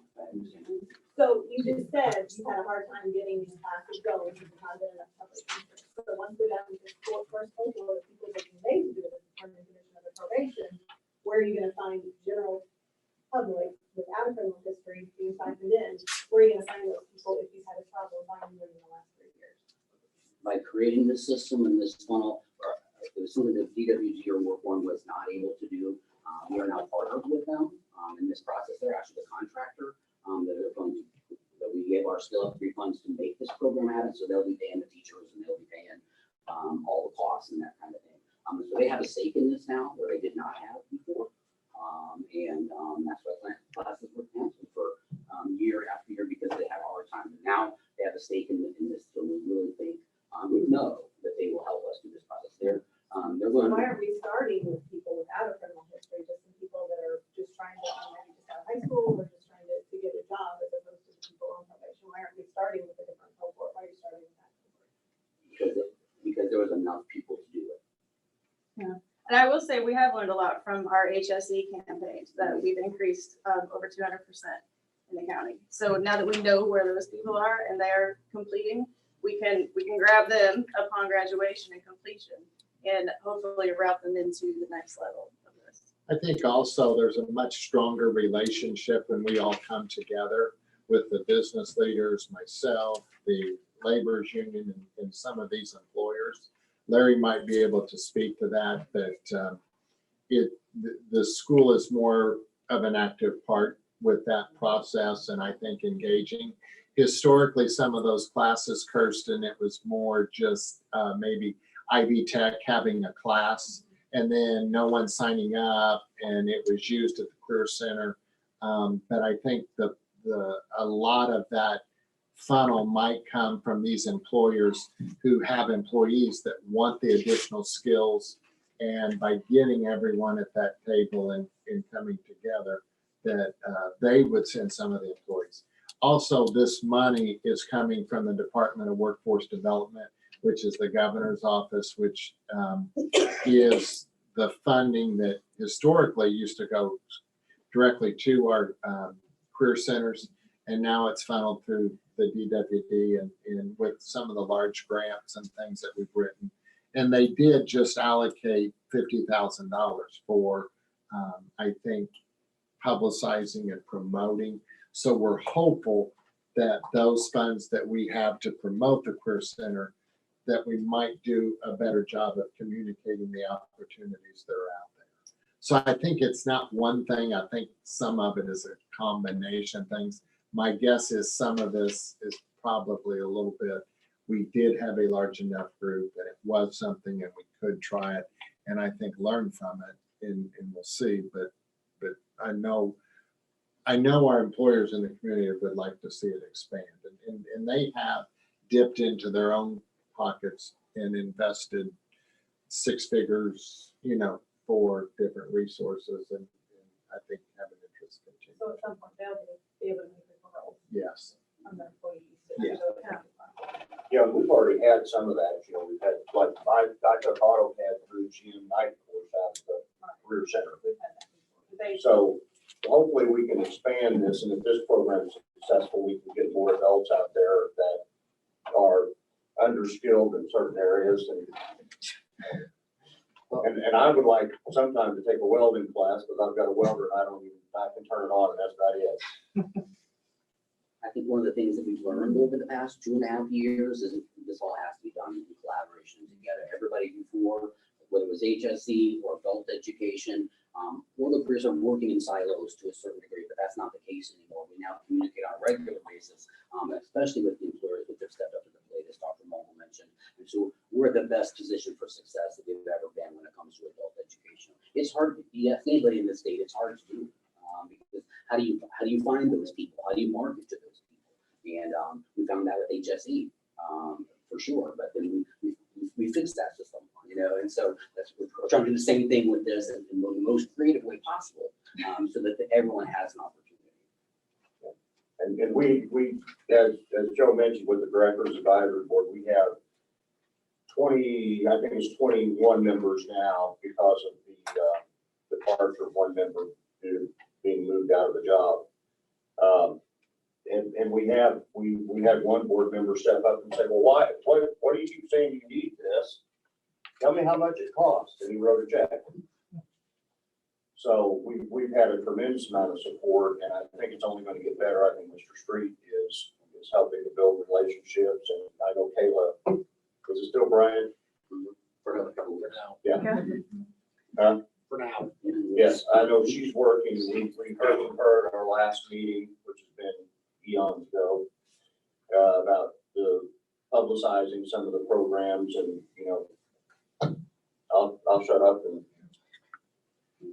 but thank you for all that you've done. Great, thank you. Okay, thanks. That's all The motion, well, actually, with our new, I just kind of like, now that you've heard it and you know about it, we can get that permission to. So we went back and looked, and we really don't need a board motion for every time Boys Clubs, Girls Clubs, or everybody uses a facility. So I just wanted you to hear that. No, because initially we did have that. I want to start by it. I know. Can I say something? Just to answer Christian's question on, how will you draw people? And Larry and I talked about the welding class, what was it, last year sometime when it's cold, because that is a skill that I suck at. And it was really hard to find the information to want to take those classes. I had to go from person to person to person. And the advertising is what's going to bring those people in. You'll get a lot of people that have a deficiency in a skill set for the job that are wanting to move into a different position. And by being able to take those classes, they'll be able to move up into a better position. and that's great, and I guess I wish maybe our cohort had been people wanting to be there, as opposed to being forced to be there through a cohort. But as somebody that wanted to take the classes back then, that was the problem that I had. There wasn't a good way to find the information how to take it. Oh, yeah, I think it's gonna be great for people who want to be there. Business, item G, business services, Mrs. Jerome. Thank you, Mr. President. Bringing to you for approval our claims and payroll since our last meeting. We had a total of $6,245,972.26. Get a motion to approve. Mr. Garrison makes a motion in a second. Just call your seconds to motion. Questions on the motion? Seeing none, all in favor, show of hands. Record reflect, all 7 board members, motion passed. Thank you. Thank you. Item H, curriculum, Mrs. Dayton. Oh, good evening. Quite a few things for your approval tonight. One thing I did want to share, just as an update, is we did receive the Next Level Up implementation grant that works with the Career Center. We received a planning grant, I think it was $10,000, where Alexis Harmon, our career pathways coordinator, and Mr. Street and Mrs. Phelps worked to create a plan for the early childhood classes in collaboration with our early learning center. So they kind of made a plan of how we can support and just like they were talking about growing that profession, working to grow teaching profession with our own students. And so this grant that we received is for $50,000, and it will not only support the early childhood classroom, but in hand it will also support our preschool program as well. In looking at curriculum that we'll use in our preschool program that the early childhood high school students will be able to use and learn as well to make them even better candidates to be employed at our preschool when they graduate. So and earn their CPA. Just wanted to share that as an update. So the first item I have for your approval is the approval of Chromebook purchasing. And so you have those quotes, proposals in front of you, and this would be Chromebooks purchased for our incoming 8th graders next year and our incoming freshmen. So this would be used to allow them to continue one-to-one, and then those Chromebooks still have life left in them, and so they will be redistributed to the elementary and thereby making our elementary now one-to-one. So that is the first motion I have for your approval. Okay, a motion to approve. Motion. Dr. Gerges makes the motion and second. Second.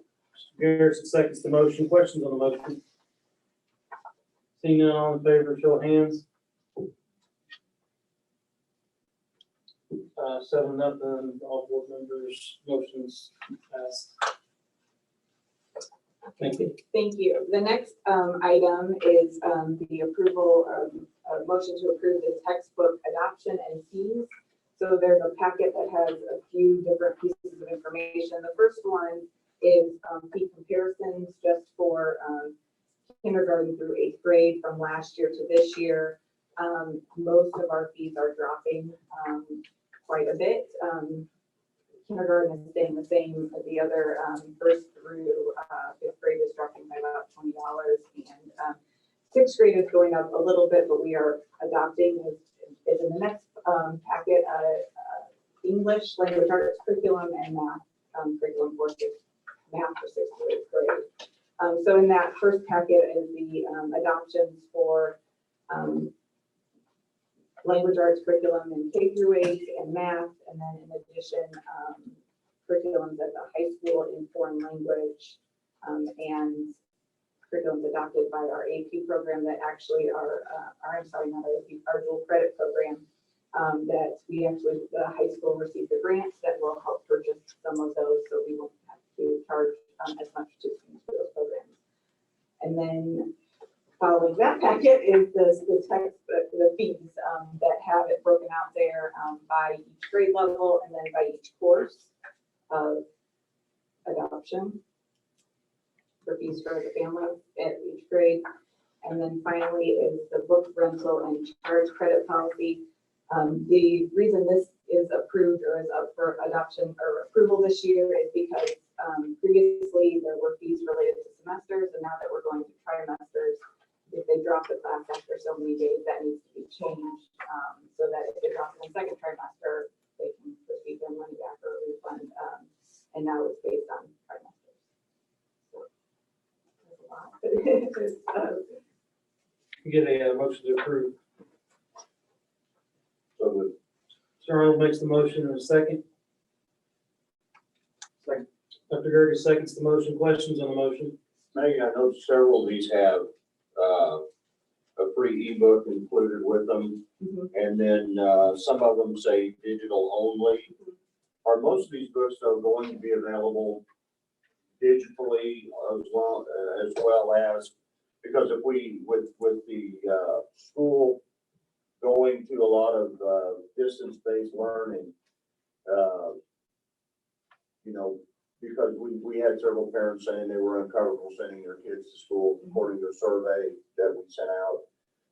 So the majority of these, are all of these books going to have some sort of digital capability? Yes, yes, yes, they will have digital capability. If not, they would be then renting the textbook one-to-one. So they would be taking that home if they didn't have the ability to have digital. But yes, most ways, are digital in the elementary. They will actually have physical textbooks. It will be available in a digital format as well. I think also the pandemic has gotten vendors out to provide resources digitally as well. We know putting it in front of students, especially at the younger grades, is important. So that is what we are purchasing, but they would have the digital option should the need be to go digital. If they were parents enrolled in the online school, especially in the elementary, they would get that textbook. We would give them what they would pay in the fees at home, that they could continue to work at home from the book as well. Answer your question? Same question, I heard Yeah. this a lot, well, like, it's for everything, you just don't have books, so why are we paying textbook fee? I get that question a lot. Yeah. So currently the textbook, or previously and currently, so what they will be paying the fee for is in 7th and 8th grade, it will be their language arts will be all online. They will have access to everything online, all of the stories, all of the writing that will happen online. In K through 5, they will have physical copies of the books, and they already have physical copies of the math books. In 6th grade, we're actually going to do a hybrid version. With 6th grade coming back to the elementaries, I think it's a good opportunity for them to still have that hands-on, but then they will also have the platform that they'll have in 7th and 8th grade to practice and get ready to be full online. So, so they will have both options. For the math, and we are going to, this year, we're actually purchasing the workbooks for math this year because it's a new series. And then the teachers kind of want to get their hands on and see what they use, what kids need to write in, and then we'll make a determination for the following years. Okay, we don't use as many pages, it's more economical to print the pages we'll use because it can be just printed, or they can do it. So we're going to try to go with everything this year and then see what teachers are using, what students are using, and then go from there.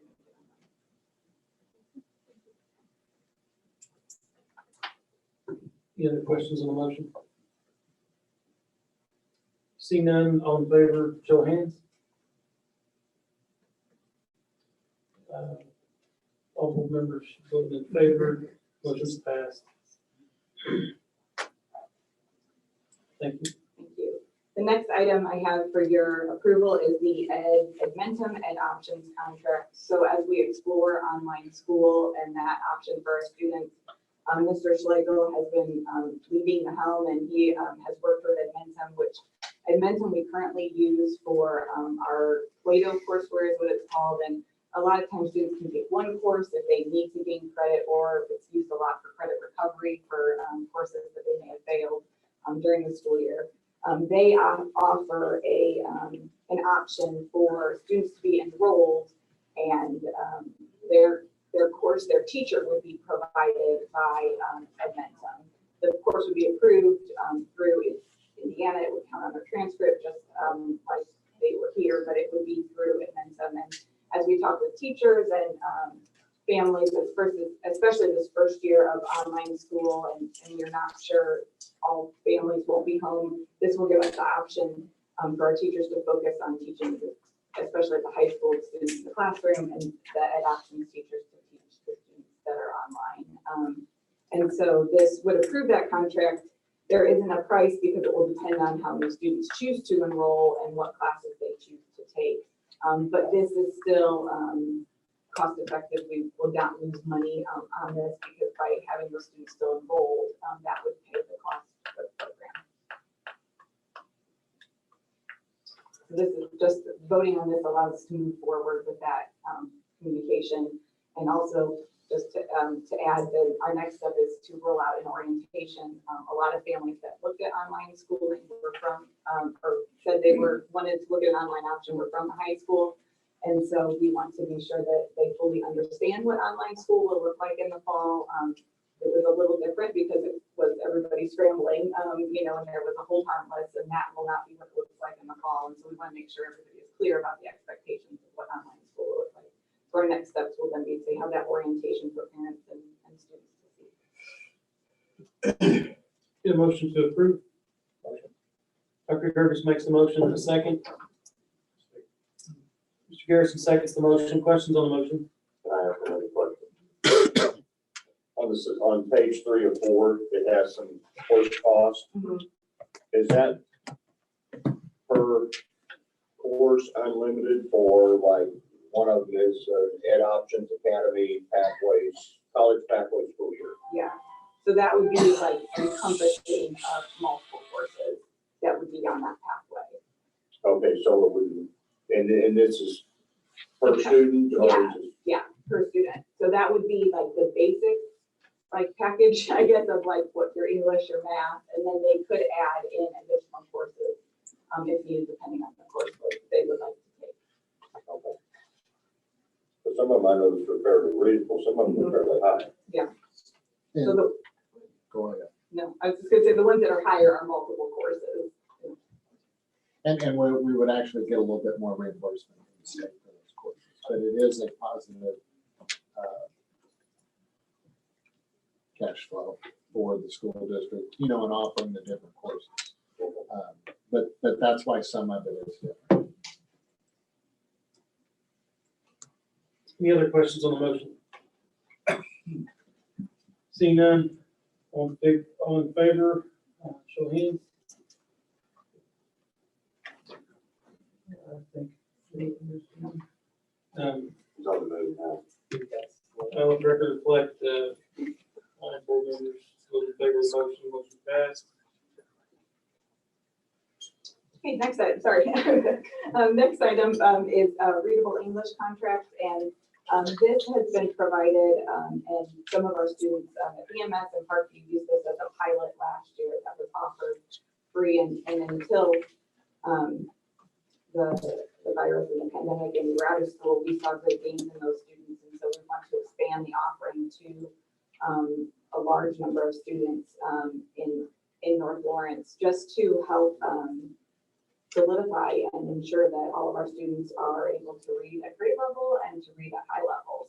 And so readable English is this contract would allow for seats for 2,300 students, as well as coaching the teachers to implement the program.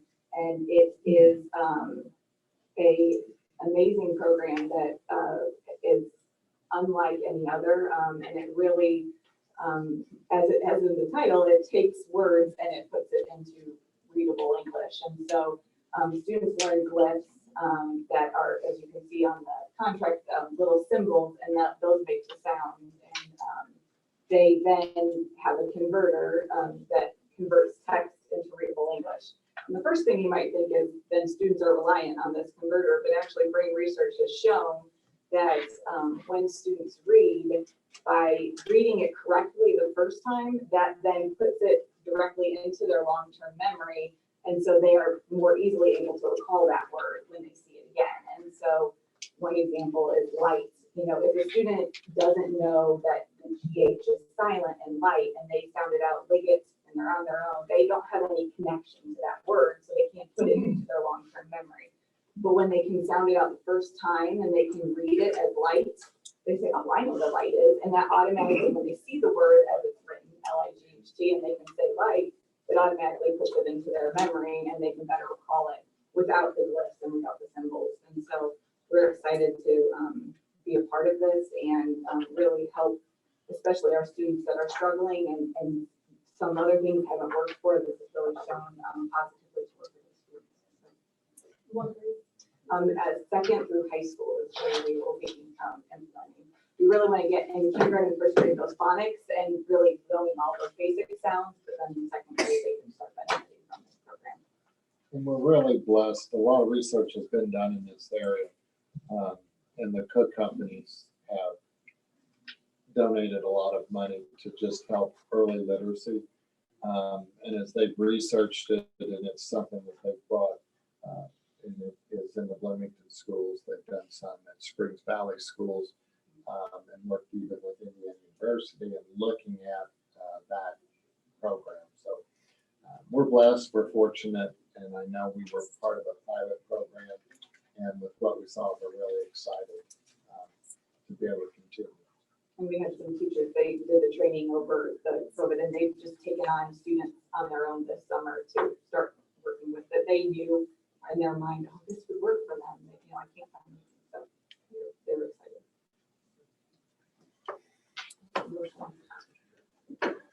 And a motion to approve. Dr. Ferris makes the motion, second. Second. Call your seconds the motion. Questions on the motion? No questions, I'm sorry, sorry, who asked my questions? Sorry. Any other questions on the motion? I don't have any this time. Ms. Cody's ready to vote. All in favor, show of hands. Seven enough, then motion approved.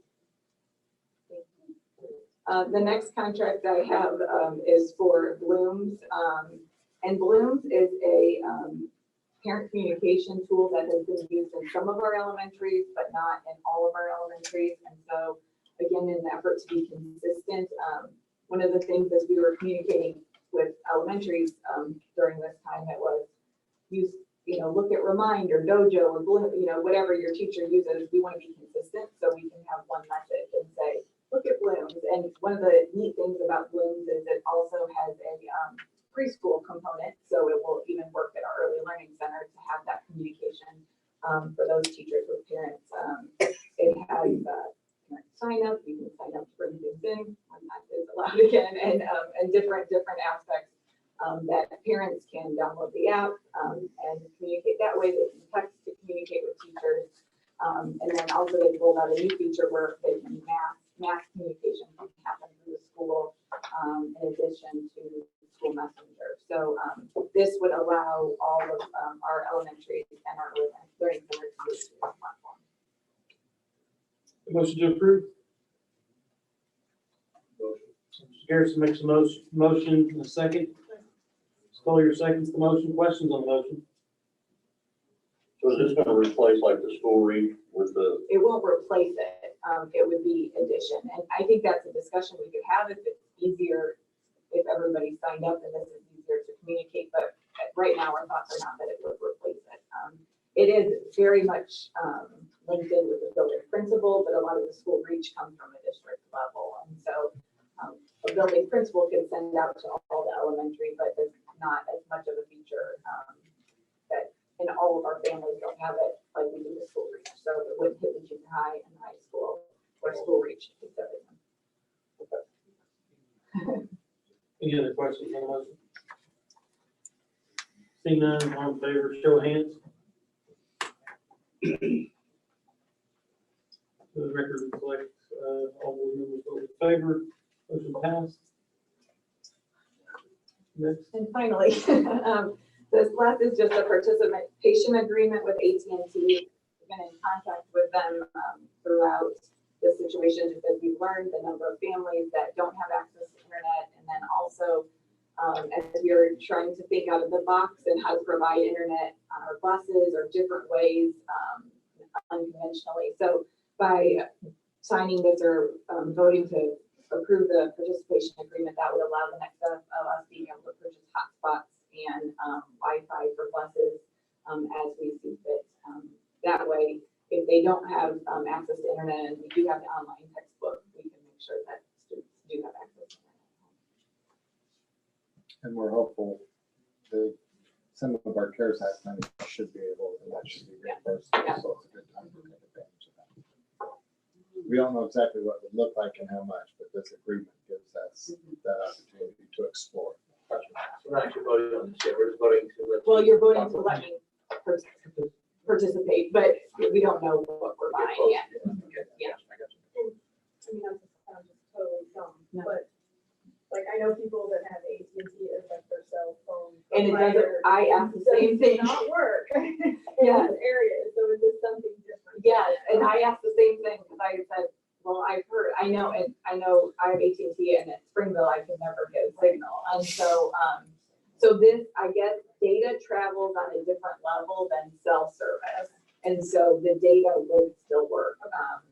And that is, that is. Test that out before we bought it. Yes, and I think that we wouldn't, or I wouldn't recommend that we would buy everything, we'd try it out because if the system if we didn't have access on this bus that went to Springville, then we could take that device and put it on another bus that went to a place. We wouldn't just blanketly put it on every bus. And the same if we find a family that we give it to that it doesn't work for, then first question I had, because I know I have no signal. And I don't have a signal, how do our data? And you have an idea like the impact, like the number of students or families that are in regions that are unable to obtain, as a bandwidth for programs and stuff. So based on the survey of what people have responded, I can pull the number up, but it was actually more minimal than I thought. But I can pull it up. Because again, I just want to, okay, so it's not, it's a smaller group of people than we used to believe. Yeah. Technology is. It was, and one of the other things that Aruba is a company that they have actually given free, and I don't know all the technical words, but they are the Wi-Fi systems. We have one actually out at BNL outside by the football field, so you can have wireless outside. They have given us a free one. They're giving them out to schools, and so we have actually put that, or we will be installing it at Lincoln, so that outside those. We're thinking it's a place where we can walk to or and have that internet access outside. So that was something that they donated. We're giving, you could apply, you apply at that free system too. The motion to approve.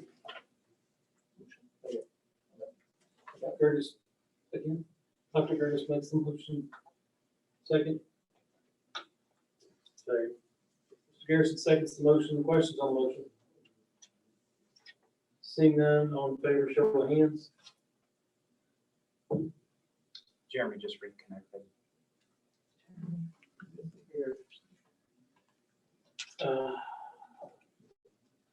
Motion passes 6-0. You want to ask him that? I caught it. I'll Show of vote. hands.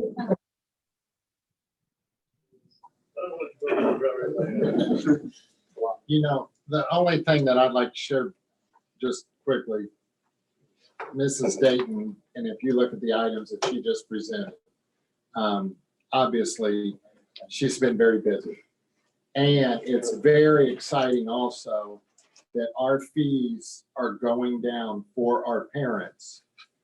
And by going through this process, we're actually going to have new textbooks and new technology for many of our students. And I think along with the other programs and the pilot program with readable English and kind of the continuity, there's a lot there in those 6 items that is going to impact our students and update our resources, and it's exciting. And she has spent a lot of time with teachers and going through pilot programs and having meetings with teachers and engaging them on which series they like the best in that whole process. So I didn't want that to go by lightly. It's been a lot of work. So. Thank you. 7-0 and the motion passed. Item I, personnel, Ms. Lindsay. Thank you. I'd like to start with our new hires.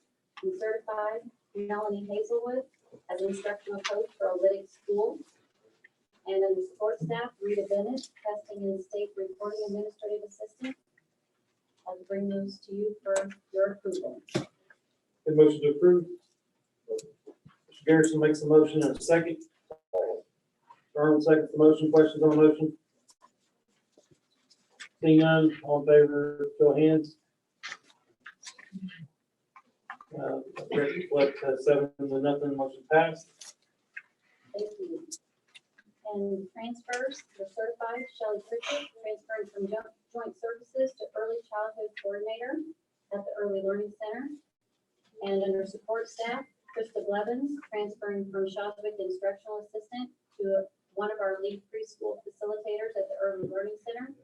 Tracy Miller, transferring from Parkview Preschool instructional assistant to lead preschool facilitator at the Early Learning Center.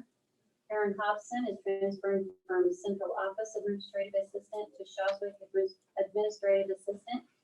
Karen Key is transferring from Parkview Preschool to lead preschool facilitator at the Early Learning Center.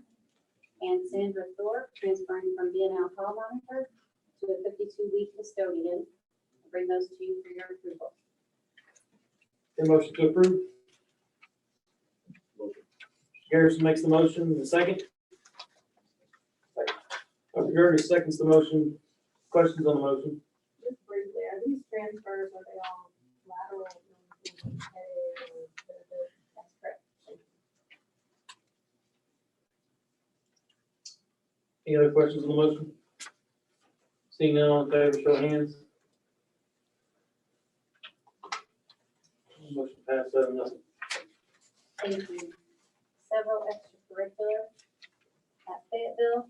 Kirsten Gore was the math bowl coach this year.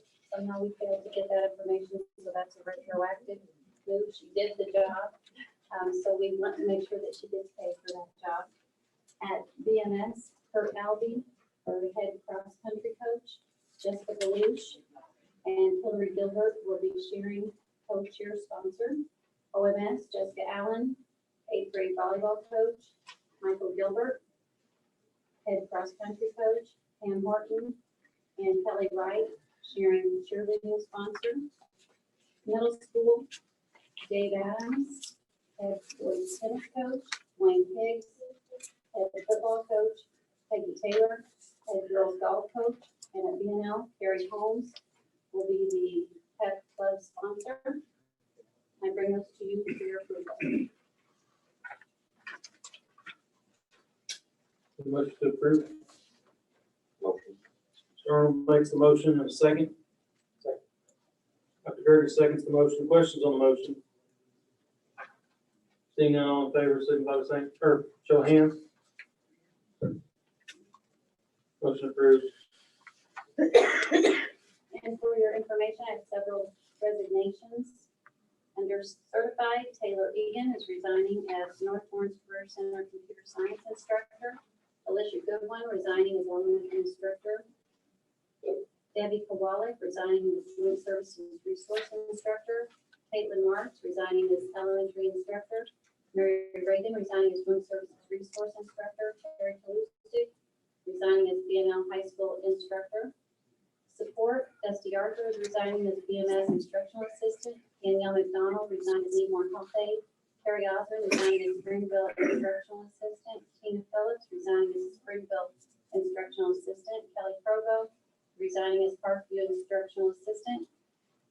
And under ECA, our extracurricular, Elizabeth Butterfield resigning as BMS yearbook sponsor, and Terry Kalustik resigning as BNL head boys and girls swim coach. And one more informational item under medical leave request, Ashley Murphy is requesting a medical leave, and she's at work. Thank you. That's all I have in personnel. However, there are several handbooks that are ready for your approval. Beginning with the preschool, and I again commend Maggie for her work on the preschool handbooks. And we'll start with the Playful Pathways Community Preschool Handbook. There are two for preschool, and that's the first one. And I ask for your approval on the 2021 North Lawrence Learning Center Playful Pathways Community Preschool Handbook. Get a motion to approve. Ms. Collier makes the motion, and a second. Mr. Garrison seconds the motion. Questions on the motion? Seeing none, all in favor, show of hands. Motion passed 7-1. And these are a combination of the Little Panthers and the Career Center daycare. They kind of married the best of both of those and made it fit the Early Learning Center. And the second one there is requested for the 2021 NLLC Playful Pathways Developmental Preschool Handbook. Ask for your approval. Get a motion to approve. Motion. Dr. Gertis makes the motion, and a second. Mr. Arnold seconds the motion. Questions on the motion? Seeing none, all in favor, show of hands. Motion passed. Thank you. All of our handbooks have the same responsible use policy. It's been updated and is now consistent in each of the handbooks. I wanted to bring that to your attention. The next one for your approval is the 2021 NLCS Elementary Handbook. We really didn't have any other things to bring to your attention or updates. They did a really major overhaul last year in the elementary handbook, so other than updating names and, people that have changed positions, it didn't really have any other major changes. So I bring that to your attention for your approval. Get a motion to approve. Harrison makes the motion in a second. Secretary seconds the motion. Questions on the motion? Did you say you added the responsibility policy? You'll have to come to that. Yes, to all of them. Any other questions on the motion? Seeing none, all in favor, show hands. Motion passed. Thank you.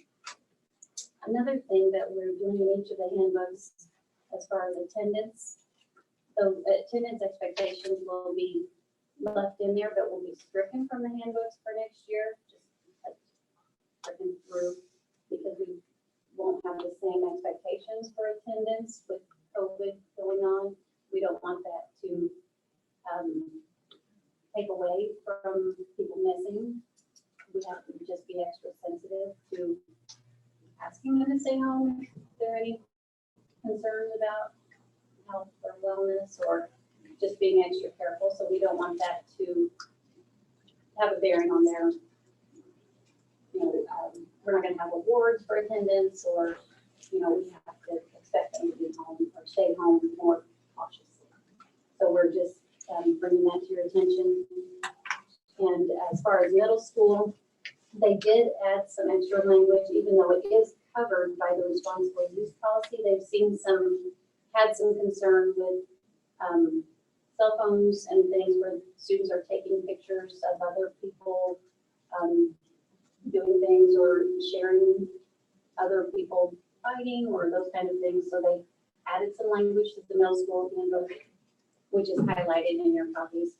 So besides just that general information in the responsible use, they added some language about that because it has become a concern.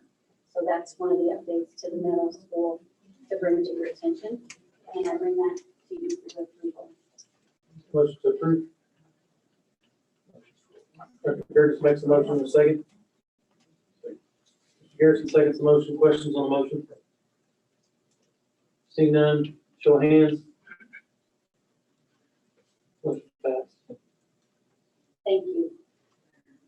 And high school handbook has been updated to reflect trimester language, including the grading periods. And that was the main update to bring to your attention for the high school, other than what I've already mentioned. I bring that to you for your approval. Is the cell phone thing also included in there? I don't know that they added that extra language to the high school, but it is covered in the. And then the athletic handbook is incorporated into the new high school handbook, so there's not a separate handbook for athletics. We do anticipate, did you guys need to finish vote on that? Well, we do anticipate the possibility with our online virtual school and those students that participate in that, because they technically would be our student, but not attending BNL. We will probably have to go back and make some adjustments to our handbook to allow for them. Historically in the past, we haven't allowed those students that participate in virtual or online school to go, but they were taking classes through Indiana Connections or some other group. But if they are our student and enrolled in our online school, we'll need to go back and change that a little bit. Mr. Callahan brought that to my attention. Because we would want them to allow to participate in all of our extracurricular activities, band, choir, whatever it may be. And finally, I'm requesting approval for the 2021 North Lawrence Career Center handbook with no major changes to bring to your attention. We didn't vote on the high school. No, Oh, I thought they did. we need a motion to approve on item 6. Dr. Curtis makes the motion in a second. Mr. Garrison seconds the motion. Questions on the motion? Seeing none, all in favor, show of hands. Motion passed. And then requesting approval for the 2021 North Lawrence Career Center handbook with no major updates or changes, just refreshed. Motion to approve. Motion. Ron makes a motion to say. Sawyer seconds the motion. Questions on the motion? Seeing none, all in favor, show of hands. Motion passed. And finally, as an update on the support staff handbook, it is a work in progress. And along with Janice, Dr. Mungel, Sharon Huber, and myself, we're working diligently with JA Benefits to create an easy to read and useful, user-friendly document. We want to make the handbook a more streamlined, simple document and create a workforce where employees are treated more equitably and valued. We plan to meet with each of the different groups of employees that this will impact to share and explain the changes to help them understand the differences. We've made some more changes since the last board meeting after receiving input from the various team leaders. And Andrew has shared the most updated version with you.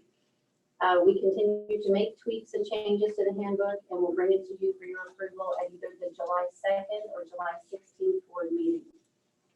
Janice, do you have anything you want to add to that? Okay. Are there any questions? Just that, are you getting representatives from the different groups to be involved in this process? Because I know, I worked as a custodian many years ago out of B&L. Yeah. And, Somebody that knows what we go through. well, I had an easy job. I worked for Big John, so but I know, a lot of times, that particular part of the staff is not always, we're told this is gonna happen and then it happens. And I know, working 3 to 11 is terrible. And, just, make sure that all of the groups, not just the custodians, but the maintenance and the cooks and bus drivers, everybody has some input on this to make sure that they're comfortable with it. Right, and I know, Dr. Mungel, you've already met with some. I don't know how many got to attend. I went out and met with all the maintenance staff, and we'll continue. We've met with the team leaders. And obviously, as we roll out, and we'll have an opportunity for those others to all have input. It's just, I think everything's speculation or they hear something and then it goes. I think obviously there is no group that this board has provided a higher percentage increase to than our support staff, which was reflected this past January, in comparison to even what was given to some of the other groups. So that is something that I know that this board wanted to do, and it's something that, I wanted to do, and we do value all of those different groups that, from the bus drivers that are first to see our students to when the students enter the buildings, and the cleanliness and even the meals that they receive once they get to our schools, and our support staff and our food service and all of those different groups. So we're taking a look at that. And it is helpful. And as we kind of go through that, we have come back and we'll continue to go back through and change that. It is an effort. It's not to, take anything away, but I think, one of the areas that you just mentioned there, one of the things we're exploring is an additional money or on the salary schedule for those individuals that do work that second shift. That's common knowledge that in all the school districts I've worked in and most places of employment where you work, if you're second shift or third shift or whatever shift that may be, that there's some additional compensation. So, we're looking at additional compensation, for that position. We're also looking at, historically, many of our instructional assistants that work with our special needs students. That has been a revolving door, and that's something that, we feel that because of the needs of many of those students and the additional challenge or maybe the additional qualifications that they need to work with those, that those are positions that would receive an additional, money for working with those. And I think most of it is looking at the ability to retain individuals in those whatever position that we have. You know, I think we have to focus on the ability to attract employees, but we have to focus on that ability to retain those employees. And I think by going through this whole process and looking at that, and I think even putting some factors in place as far as exit interviews and learning from those employees that either have taken another position or what we could have learned, and we use that data to drive our decisions. And you know, we really open our eyes and address those concerns.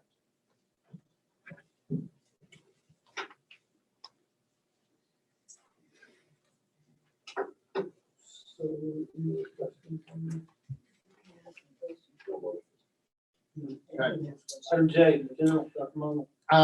First up I have for you, I know there's been some questions and obviously our elementaries and middle schools, the principals have some concerns. Not concerns, they just kind of want to know as they start to plan and move forward. I have there for you what was prepared by Mr. Callahan and the different individuals, the different middle school and elementary athletic directors.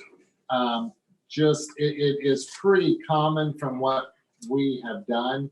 It just kind of lays it out and it will give our elementaries and middle schools just something there to use as we move forward.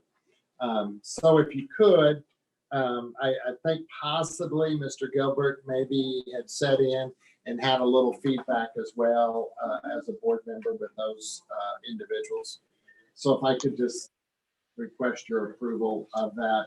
Obviously, as things come up, you know, we'll continue to, I know our athletic directors and everybody continue to address that, but I think just move forward and it's real clear as far as the stipends. You can see the total dollar amount for each of those. It really just kind of gives some clarification, and I just wanted to bring that by you. So I think, well, one, I guess the stipends and what teams we have together, there was a little bit of unclarity in our handbooks, you know, since we had really went down to one team for some of those, and it just more clearly defines it for our office on the second page as far as as far as middle school athletics.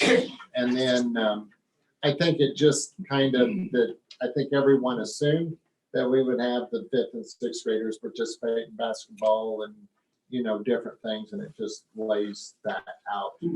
It shares, I think they had in there that athletes couldn't participate in 2 sports at one time, and so just some of those basic guidelines that the athletic directors will use. But the main thing is those what positions we will have and what pay they will receive, and like our different sports where we will have one middle school team, such as tennis and golf, swimming, wrestling, those sport and football. And then the others, we would have one at Olytic and one at Shawswick. Or BMS, So, apologize. so my question, let's say with football. The 2503 stipend is for the head coach, Correct. and then the 1787 is for the 5 assistants to support that. No, you see the total dollar amount, 1787 each. and you see, Oh, I see the total now, okay. and then that's the total dollar amount that we spend on that sport. So Okay, we went down through there and we've kind of allocated what we spend on each sport, just so we know. Obviously, we do spend, you know, as far as ECA stipends, most in basketball and football. Those are the only 2 middle school sports really that we have that do more than pay for their officials, and we have the opportunity to recruit some additional costs with ticket sales and concessions. But those 2 are the highest. Those in bold, we do not take tickets or have concession stands, obviously, at cross-country meets or track and field meets or golf meets or tennis meets, just kind of clarifying what we're doing and making sure everyone's on the same page and we all know and that kind of thing. So there's nothing on this page though that you're requesting any type of approval for, any elementary schools. A little bit on the back of that previous page there, it just, that's where it shares that the 5th and 6th graders will be the ones that participate in the basketball. Because the first page is like maybe just I know. talking It, points. I really use their notes and just things that they write. Because the state has such as, like, so it's not been decided, like, mascot and all that kind of stuff. They're recommending as far as the, well, the Olytic Bearcats and the Bedford Stone Cutters, or Cutters. This is Cutters. As far as the, we do, but I mean, we're not recommending changing any names or mascots or anything. So basically, all the, you're asking for approval is what the sport's gonna be and how much we're gonna pay the coaches. Yes. And how many coaches and how there many- will be. So let me ask one other question. So let's say for middle school, basketball, let's say 2503 stipend. Uh-huh. Where do we, I know a lot of the high school coaches and stuff were behind, as far as pay. Is that Our middle school Similar. coaches are ahead. their head? I'll never say the word substantially anywhere, but I mean, as far as kind of what we have or, you know, I mean, one school we looked at, which it's close and it's easy to pull up, is Seymour and the Bloomington middle schools. Jackson Creek has one 7th grade football coach and one 8th grade football coach. You know, and You remember? I don't know, you could, we went online and looked, but, For basketball, though, that's only 10,000 total, it's not 20,000. The $10,000 total is on his wife. that is, that, because we have 2 middle schools. Oh. So basically, yeah, 7th, 8th seven, grade, eight, 42. seven, eight, seven. Okay. Yeah. And I put the total dollar amount for both schools. Yes. Then on the football coach, you have one head coach, 5 assistants. But the head coach serves as both 7th and 8th grade, That is how it was done this past year and we've kept it the same. so it's the same, exactly the same. It is exactly the same.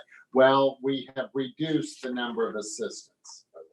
But I think in looking at the comparisons and looking at what we spend per sport and after, you know, we looked at other schools and compared. We still feel from that standpoint, you know, we have lots of supervision and with that, the number of players we have. And, so, yeah. The good thing is this gets everyone on the same page, from our personnel office to the athletic directors, you know, and everybody knows how many we have and that kind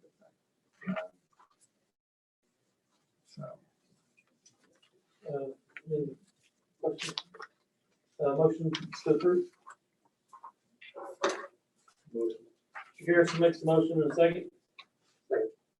Dr. Gertie seconds the motion. Questions on the motion? Seeing none, all in favor, show of hands. Motion approved, 7-0.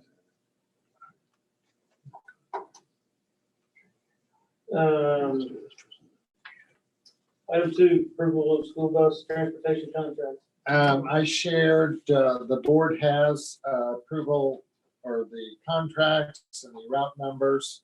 And I just bring that to you for your approval this evening. I could, if you would like, read everything, or we can just make everything, you know, available. I think we. I'd like you to read that last. Okay, we'll do that. And that's fine. I mean, I make copies and make it public knowledge. What we have is Lisa Hall, Parkview 2, and these are daily bids that I'll read. $164.50. Gary Scherschel, OMS 5, $175. Bill Pettit, Shawswick 4, $220.50. Jenny Tolbert, Shawswick 2, $180. Alan Norman, Shawswick 16, $185. Brian Bartlett, Shawswick 13, $187.70. Ed Grimes, Parkview 4, $197.50. Sheila Donica, Shawswick 17, $210. Lisa Jean, Shawswick 18, $214. Tom Spring, Parkview 6, $215. Jerry Kinzer, Shawswick 15, $216. Sanda Greathouse, Shawswick 9, $217.28.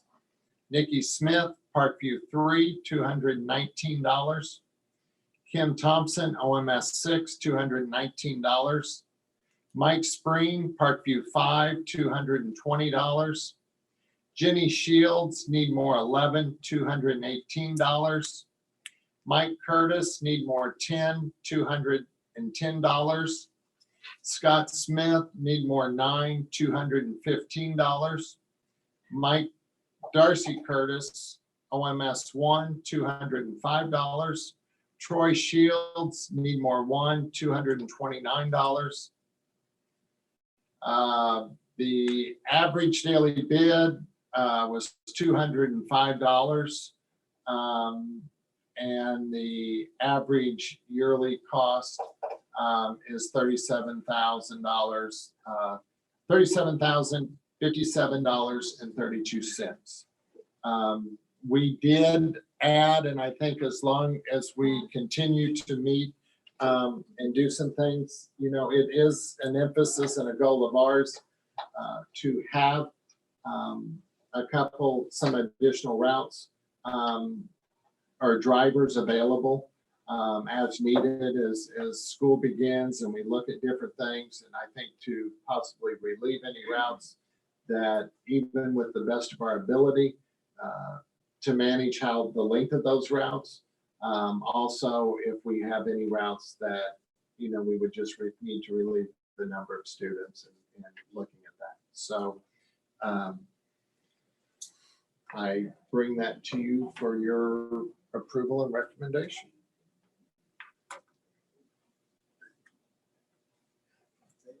Did you bring up Sheila Donica's name? Yes. I should have. Did I? Yeah. Shawswick 17. Shawswick 17, $210. What was the total around bus cars? I was checking my memory.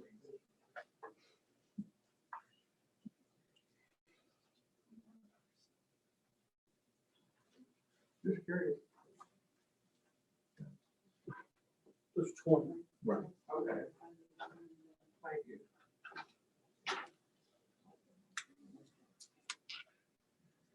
Any questions?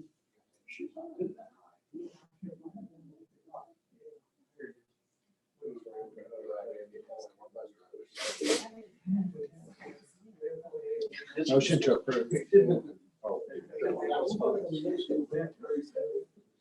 Yeah. Yeah. Get a motion to approve. Mr. Garrison makes a motion, a second. Second. Mr. Arnold seconds the motion. Questions on the motion? Seeing none, those in favor, show of hands. Those opposed, same. Record reflects 6-1. Motion passed. Who was the name?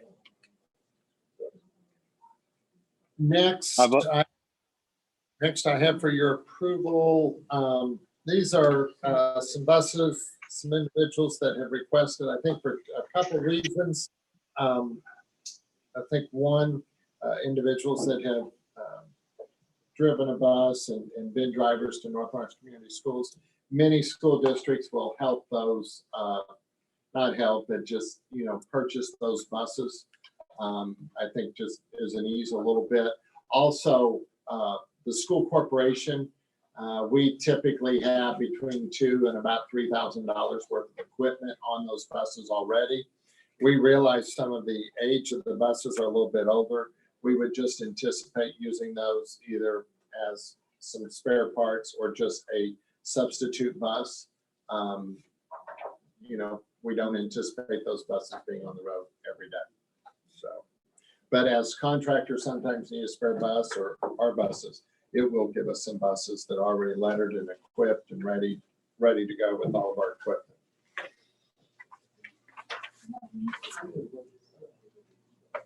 Motion to approve. So moved. Mr. Arnold makes a motion. Second. Second, I got a question. Okay. The prices on these tires, are these just like Uh, blue book prices or? Yeah, yes, I mean, we've got, yes, correct. And we have inspected them, our mechanics have looked at them too. They've all come in. I'm happy to help out the drivers of my banking buses, especially if we've got all the equipment on, but at the same time, I wanna make sure our kids aren't riding on buses, some of those buses that are that old. I mean, we make our contract drivers, purchase buses that are newer than whatever, year 2000 or whatever. That's what we were just discussing. So I wanna make sure that we're not using it, if we need them for parts or equipment or Emergency. emergency basis, type of thing. I don't anticipate any of them that we would, that if they're past that 20-year mark, the three buses, the three older buses that are 2000s, we would use this year as substitutes because our drivers, some of our contractors could be, and we do have to remember, I mean, any bus that we would ever put a student on is inspected by the state police. Correct. So. Correct. We're just, I know, right. we I have get it. We just don't want them on the road every day. Absolutely. In use when our contract drivers have to. You would never, we would never do that. We would never send them with our seventh grade basketball team to Jennings County or anything like Right. that. we just wanted to clarify that because there have been some questions about that. And Absolutely. thanks, Kirsten. So was that a second, Dr. Gergensen, during the question? Yes. We got a motion and a second. Any other questions on the motion? Seeing none, all in favor, show of hands. Let the record reflect 7-0.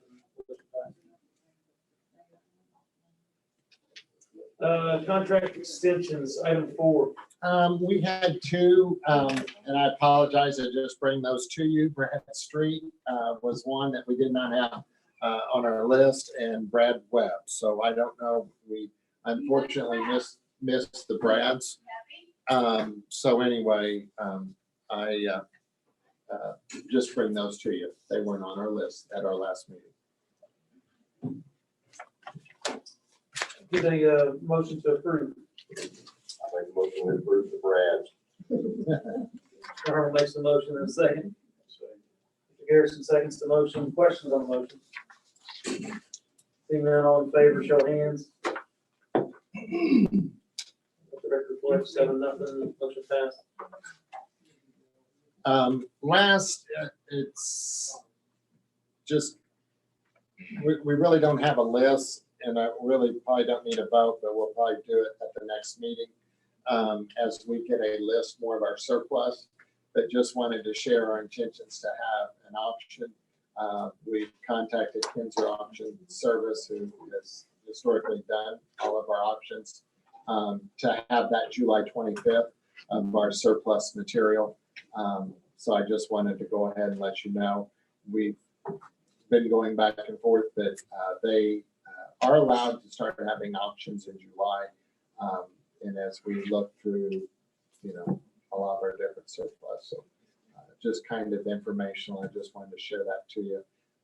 With our state law, we'll bring you a list of just items and kind of desk and generalities, and we'll make it a formal vote at the next meeting. But Is that every year? We have an auction every almost, year. yeah. It's very common that, and you really should. I mean, if you put your desk, and we're not there, but I think we need to try in time build a method as far as, our goal is to replace the student desk or teacher desk in a 20-year period.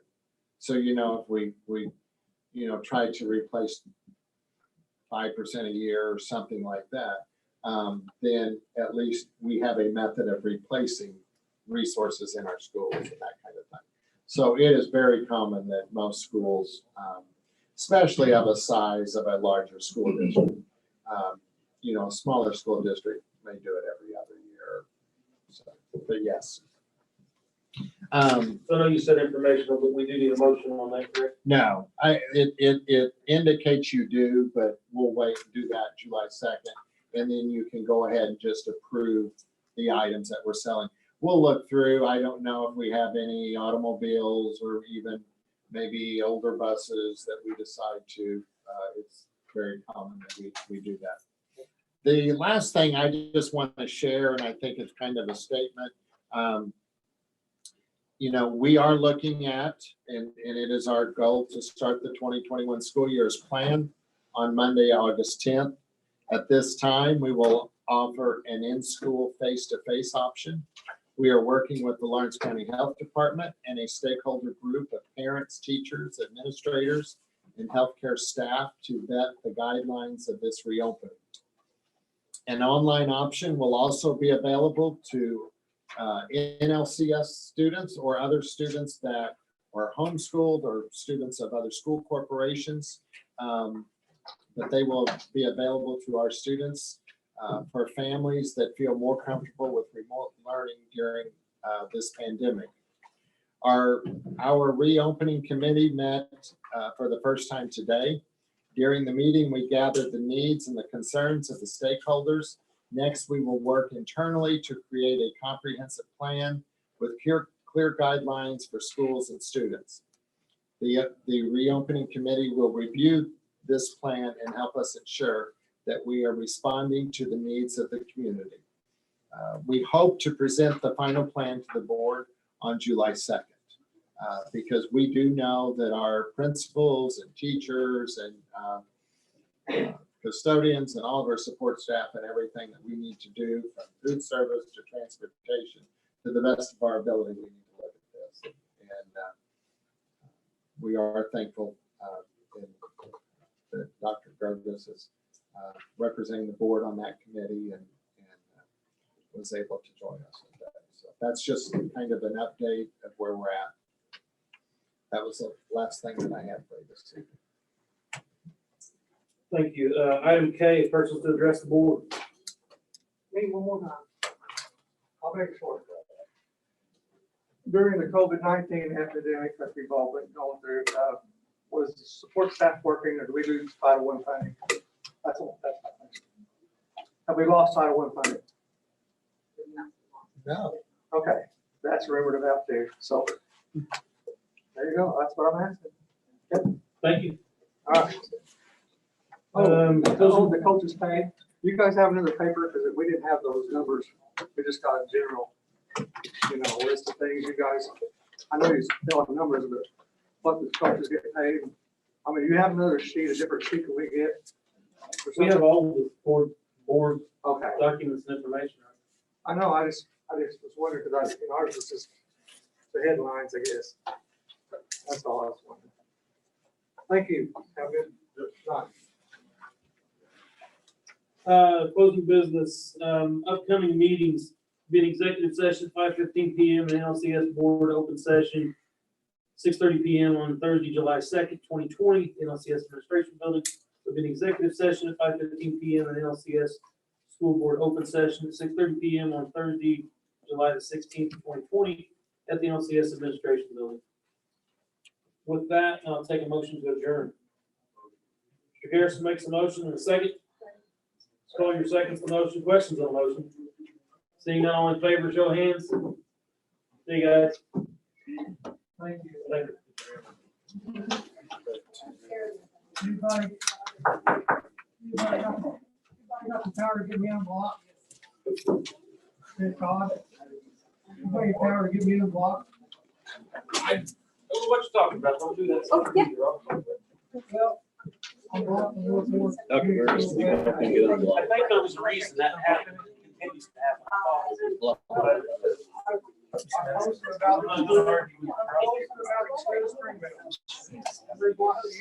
We can't.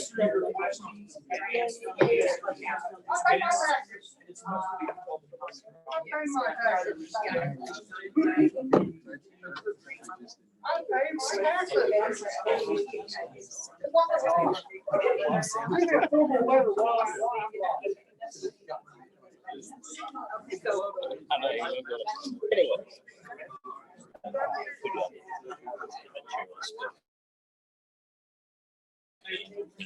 Let's ask Andrew. After that man Columbus took my head, I was like, he still don't. I'm gonna let him finish him up. Hey, first. I'll run off, we got signs. You